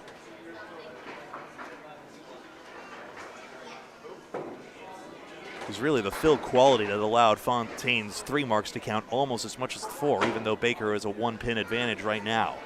2nd string coming up here. Thank you so much to everyone, especially who's been with us every step of the way for now upwards of 4 hours here at Exeter Lanes. An absolute pleasure to bring it to you here live from this lovely vintage, but you wouldn't know it, 12-lane bowling center. take a brief little Chronicle featured bowling center. Hi, Josh. You got room for one more? Yeah, go ahead. Oh, yeah, sure. You can hop on that headset there. This one? Yeah. See what happens? You're fired again. Hi, everybody. And welcome alongside us, our bowler of the year, Josh Daley. Hello, Hi. sir. Hey, Greg. Thanks for having me. What's up, Kevin? Hey, not much, Josh. So 1-pin match coming up here. Hey, Nick. I'm calling the last string. Yeah, how cool is that? And the power has gone right to Josh's head as I... Oh no, it's not on mute this time. Unfortunately. No, they got to listen to me. Yeah. Listen to me.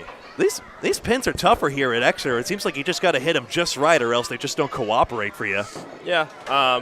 No, it's not. I think it's one of the more fair houses we have in the bowling world. Many people say yes. I enjoy bowling here, so it's always a good time. Always a well-maintained place by Rob Ficara Sr. as right. well. It is. So you look at me, Scott. Scott, I'm in the booth. Scott Douglas is to my left. That's all. We Hi. love you, Josh. Yeah, that's right. I mean, technically gotta we have believe. another microphone, but then there's be an absolute clown car. Yeah. Second string of two underway here. Greg Gouillart alongside Kevin Burns and now Josh Daley for this final string to determine the playoffs champion, a distinct title from Josh Daley's Bowler of the Year, along with Madison Riva's Bowler of the Year. And Pro Series champion. In her case, she won both titles. By the way, congratulations on Bowler of the Year again. Thank you. Again, no. Just No. once. Just once. Oh, is it just once? Yeah. Oh, No. Oh, Baker. Baker, what a strike. He decks 10. Fontaine. Oh, what a start. What a start by all these. Well, now I've got to get replay machine on both of these. Take a look here. Makes the 4 horsemen in the 10-pin like it's nothing. Another day in the office for Aaron. Curling into the 1-2 pin. Because Baker's been throwing a great ball all day. I got massacred by him earlier, 270 to like 218, so that was great. I mean, he's been just nonstop ever since. So, Aaron, though, big 9, Phil. Has a momentary lead, but Baker to Phil in response. Here's Phil on the strike. Oh. Into the head pin. Get over. Does not double this That's time. I always do a massive double in the end of last game here. It was pretty cool to watch. where are you playing this one on Bailey? Oh, you got to play, like, you could just probably play the red line the way the pins are. Yeah, you could just play a little bit right on the 5-pin, catch the wood, and just push it all back. Unless you play left. It's really... Well, with the way my ball works, I'm probably trying to play more cap, but Yeah. I mean, it's wherever you also feel comfortable throwing.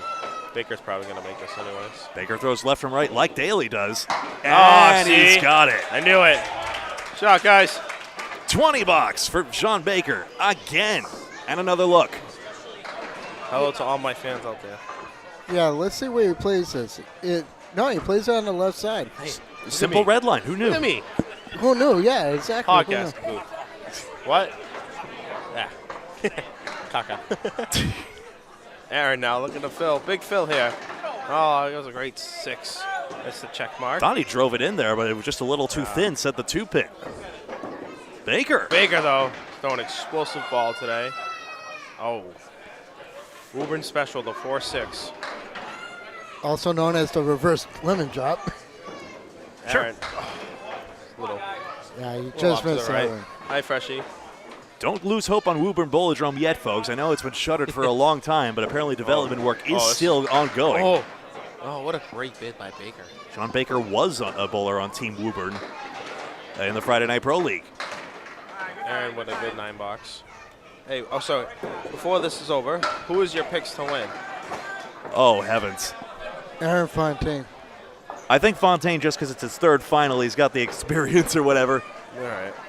But if you're going with experience and Well, just overall, who is your pick to win? overall, I'm picking Fontaine. Okay. But if you, I think so, too. You've bowled alongside him, Josh. You would Yeah. know, including in the singles I know. elimination Well, at I'm gonna- Olendy's Quincy. As much I can't go all 3 of us as Aaron, so I'm going to give Baker some love here, and I want him to win as well. I want them both to win. How about that? Dave, can we do that? yeah, Can we let them both win? If we tie, we go to 1-string overtime. All right, Dave said at this point everybody loses. So I think it's a win-win situation. Rocks fall, everyone dies. Oh, no. That's an RPG trope. Tough splits for the both of them. Well, split in Fontaine's Oh. case. oh, Wait, that get over. piece of wood killed that. That was going to go. Yeah. Baker. We'll can that for later viewing. Baker takes an extra step. He got what a good bid. nothing into the left side. No. Plowed right through it. There we go. It's a good 10 bucks from Aaron. Fontaine 54 through 4. And 10 bucks by Baker. Perfect start here to this string, You 58. know what I like about it? That first string was I what? want to see. I want to see what this went. Good read here. He placed it on the red line. Yeah, that piece of wood killed it. What I like about this, the first string though, is separated by 1 pin. So now that's going to make this last string more intense than ever. 125 to 124. And Only a 5. and it seems we're headed for another pinning duel as it stands, Like they say, pinning wins everything. including the ACST, right, Josh? That's right. 1-2-10 for Fontaine. It's a little bit off, but the gentlemen have both spare leaves to make. 4 horsemen left for Baker.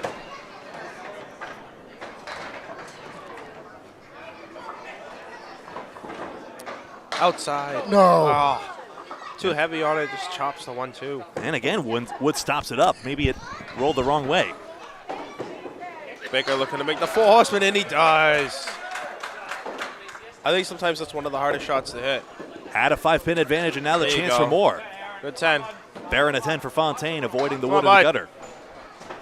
No, the 4 horsemen's kind of one of those tough shots to hit because I've seen people run it out and they will hit it in the 1-2, leave the 4 pin on the left side, or maybe even the 6 pin on the right side and the other opposite way.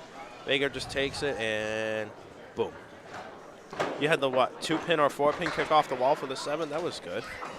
Hi, Corey Packard. Made it look easy. Hi. Joshy, how Hi. are you? Oh, you're talking. I'm talking to the booth. Can you believe they let a clown like me do this? I mean, We have a thorough vetting process here on Candlepin Bowling Network. Have a little fun. you're just illiterate, you know. Yeah, You're we're just spicing it up a little bit. Having a little fun, all right? Speak. Bring some. Hey, don't talk about my colleague that way. You know a little bit something about bowling. Yeah. Baker into the head pin, 2-pin tumbling, triangle number 4. Baker leaves the check mark with a couple pieces of wood in front. Aaron now.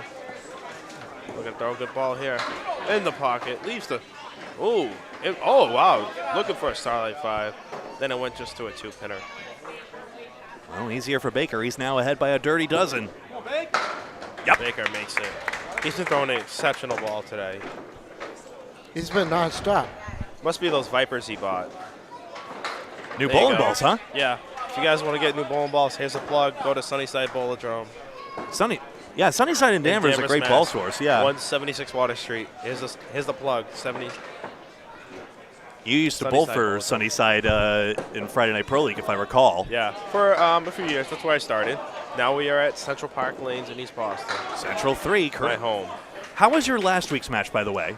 Last week. Sorry, yesterday, man. We ended up grabbing 6 points. All right. Aaron now with a big fill. Leaves a 7-8 wiggling for a strike. Nice. Delay What a again. strike by Aaron. And what a time for a 20 box. Freshie, give us some breathing room, all right? So gained 5 on the fill immediately. Baker looking to make it. Oh. He Leaves ca- a That 10 5. pin kicks right back behind the 5 pin.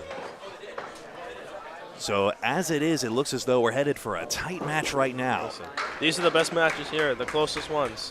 What do we got?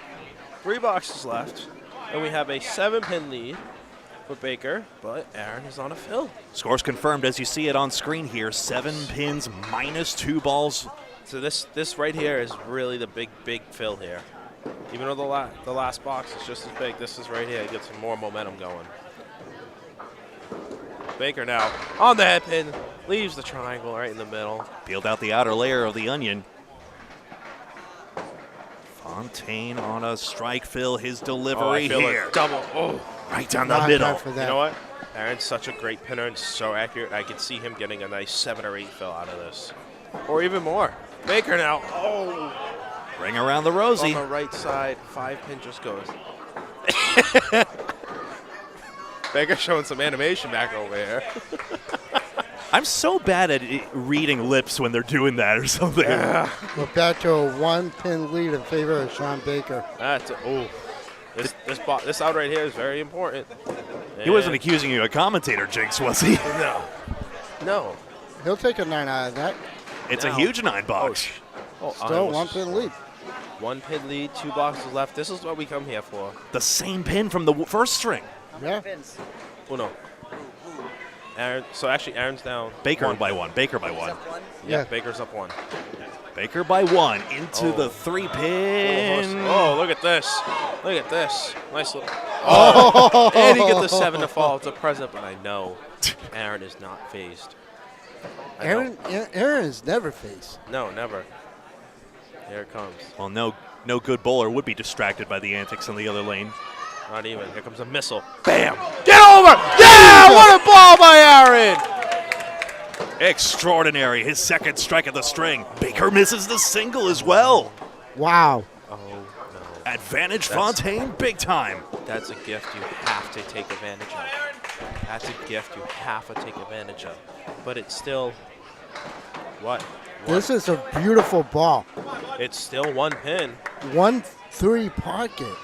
I'm sorry if I just like broke everyone's speakers when I screamed, but yeah. Oh, yeah, we totally redlined on that one, but that's okay. Jordan, seriously, I see that comment. Oh, Baker, what a strike! Are you kidding me? Fontaine ahead by a strike. If he feels good and gets another mark, he still wins, probably. Come on! Oh, it's set up for him. Oh, Where's it actually, going? it helps. Jordan, listen, you're not safe. I see you bowl on Wednesdays. I don't want to hear it. Kevin, Josh, how is that? He looks like he's wood between the 7 and the 9. See, this is kind of tricky because you can also. But listen, if it's something crunch time like this, you got to play the fill. You got to get the 2 on the throw right it- side. Throw it right and pray. Either you play near the 10 pin or the 9 pin. But if Fontaine gets this But- mark, he wins. There's that carrot. But it also depends on how much you trust yourself on playing that the pin where the 8 is. You play the wood, but you only might not get any. You might get 1. It's a hard shot to think about. To me, I would go for the fill. Smash the ball right. See if my ball goes left and takes a 7, because that wood right on the 8 pin could help you very much. I'm definitely playing the 2 pins. Here he goes. He's playing right. He's going safe on. Oh my God! Aaron Fontaine Aaron with a Keith clutch 20 Fontaine bucks. with a clutch spare. I thought the right side was the safe shot. He played it perfectly. And now Baker must double. Well, the Ulster, Baker must double. He Baker. has a chance. Nico, take a shot of that one. That was beautiful. Headphones down just in case. Here he comes. In Oh, the come 10th. on. It's too thin, and that's likely not enough. Come on, Aaron. He must fit. Don't foul, though. It's fine. It's fair. Yeah. It's huge. It's a- Aaron Fontaine. What a great match. Is the what winner. a great match. The fill is Well 10 for deserved. Baker. Great match by both of them. Aaron 7 Fontaine pins. is the Pro Series champion in Bowler of the year. 2025. There it is. Well deserved. Kid's been bowling great. Couple short runs this year in the finals, and then he finally got it done. Got the biggest one of them all this year. What a great biggest one. bowling. Unreal. And against a legend in his own right, Sean Baker, who throws a 132 average and loses. Sean's been killing it all day. Credits to him for bowling really good. Unbelievable. Are you not entertained? Well, I'm afraid this broadcast is over, though. We're going to talk to Aaron Fontaine in just a moment Talk here. to the champ. Don't talk to me anymore. I'm a clown. Gentlemen, thanks for letting me call the last string. It was pretty awesome. An absolute treat to have you, Josh. Yes. Again, congratulations Thank you. on your Bowler of the Year title. Thank you. I appreciate it. You know what? Should we put the mic on? Yeah, go ahead. Put the mic on. Is it working? Yeah, it should be. Yeah? Okay. Yeah. Oh, Aaron, I'm going to interview you, Aaron. sorry, guys. Camera angle's terrible. I'm going to interview Aaron Fontaine here. Aaron. Squirrely camera work. Yes. Yeah. Great work. All right. Let me get this interview away. I'm interviewing him. No, you were going to interview me. Yeah? How'd you feel to get bounced in the first round? Oh, it sucked. Yeah, it does. How'd you- Oh, how'd wait. it feel Second to round. Second round, all right. I think I beat you, though, total. What'd No. you throw? 218. No, give me 2 pins. God damn it. No swearing. PG podcast. PG podcast. No swearing. Paul Grit's on here, no PG. I don't care. PG podcast. Get out of here. Candlepin Corner. Corey Alisi. Aaron Fontaine, get over here. No, no. I'm sorry, ladies and gentlemen. The winner's Am I like. able to take this one off? Yeah. Can you still hear me? Yeah, I can. Yeah. Okay, good. The I'll winner's take this like one off. basking with the Aaron, trophy. It's come ridiculous. over here. Come over here. No. He needs a moment. What is, guys? I'm sorry here. I'm sorry. I'm just trying to do my job. Buddy, you need an interview. I'll do his little song and dance here. Meanwhile. Okay. Tears of joy. Tears of joy. Hi, everybody. Let's see, anybody in the comments? Shout out everybody. Aaron Fontaine, go. your Pro Series champion in 2025, and he's going to bring a No. Bring that over here. You did not take that out. This kid is ridiculous. Was going to interview himself without the trophy. You want to be honest right here? All right. Here we are. The champ, the Pro Series champion. It's the Pro Series Bowler of the Year. And it's the Pro Series Playoffs champ. Yeah. Hey, do you want to ask our good friend Freshie? Weapon for next year on Friday. Yeah. Who cares? In 7 months, it's more important. Not wrong about that. Okay. That's right. Aaron, That's my boy. congratulations, buddy, on winning Pro Series Playoffs champion. How do you feel? On cloud 9, I don't know what to say. About time. Yeah, that's pretty much it, man. I mean, not once but twice you knocked me out, and Waters and Danny gave me a run for our money back in February, and I don't know, I just kept working hard. I know I was throwing a great ball all day, and you got to bring it all against Norcross, and had to go through Sears, and had to go through Corey, and no prisoners. I mean, you got to pick every pin you can, man, and it was an unbelievable finish with Baker. You had a couple finals finishes this year. You came up short in some of them, but it never stopped you because I know how hard you work and how everything pays off, and it definitely was worth it to you. Oh, it makes all the trips I've had to and from home now worth it with this trophy in my hand now. Now you got one of the best trophies they have all year. How is it? It's pretty awesome, man. I can't wait to get that phone call from the old man. I can't wait. Yeah, Tommy's going to love it. That last shot you played, though, was that entirely where you're going in first thought, or were you trying to play the wood on the 8-pin and slide it over like that? No, I wanted to play the wood by the 8, but the problem was I didn't like where the gap was between the 7 and the wood. But I know I throw the ball hard enough, and the way Exeter bounces with the ball, you just never know. So that's why I went for the 9-10, just hoping for the best of me. Because, you know, Baker's always going to throw a strike or a spare to finish, so that's what I tried to do. Baker's bowling really well today. Hats off to him as well. He's been bowling so good. No, we were talking about it back here and where we're going to play it, and I said you play the fill, and you played the fill and made the shot. The ball comes back up and knocks the 7 forward, which was great. But again, like I said, that wood near the 7-pin was very tricky for you. But you look like it made it easy for you, just like another night of bogeys, huh? Oh, nothing's ever easy. I can promise you that. You hear that, folks? Nothing is ever easy, okay? I want to make that perfectly clear. By the way, this is like our youngest interview ever, everyone. So wave to the camera. Yeah, I just want to say hi to my fiance. She couldn't make it today. I love you. I'll be home soon. Hi, Kaylin. Hi to my grandparents. I'm sure they're jumping off the couch going crazy. And hi to my parents, who they're also going crazy too. Hope to see you all very soon. All right. Congratulations, Aaron Fontaine. Thank you guys for doing this and letting me have this. It was fun. I know. It's awesome. Yeah, special thanks to Paul and Greg and Kevin for all you do. And real quickly, just want to send my thoughts and prayers to Bob and with the passing of his wife. I know he's going through a very difficult time. We're all with him in the community, and he does a lot for our game as well. We just want to send our best wishes to Bob. Thank you. And are we going to wrap this up? Yeah, it sounds good. I can figure out a way to do All right, the well, outro. I want to just say one more thing. A big thank you to all the people who helped out in the Pro Series this year with Dave, Allie, Nate, Lori, Freshie, and Mantha especially, and even Rob hosting the playoffs. It was great. Thank you, guys. Thank you for Kevin and Greg for letting me join this last call and taking over the last interview. That What was a fun. thrill that was, and of course, what a great string. I mean, the headlight billing, it lived Yeah, up it to was of perfect. course, you know.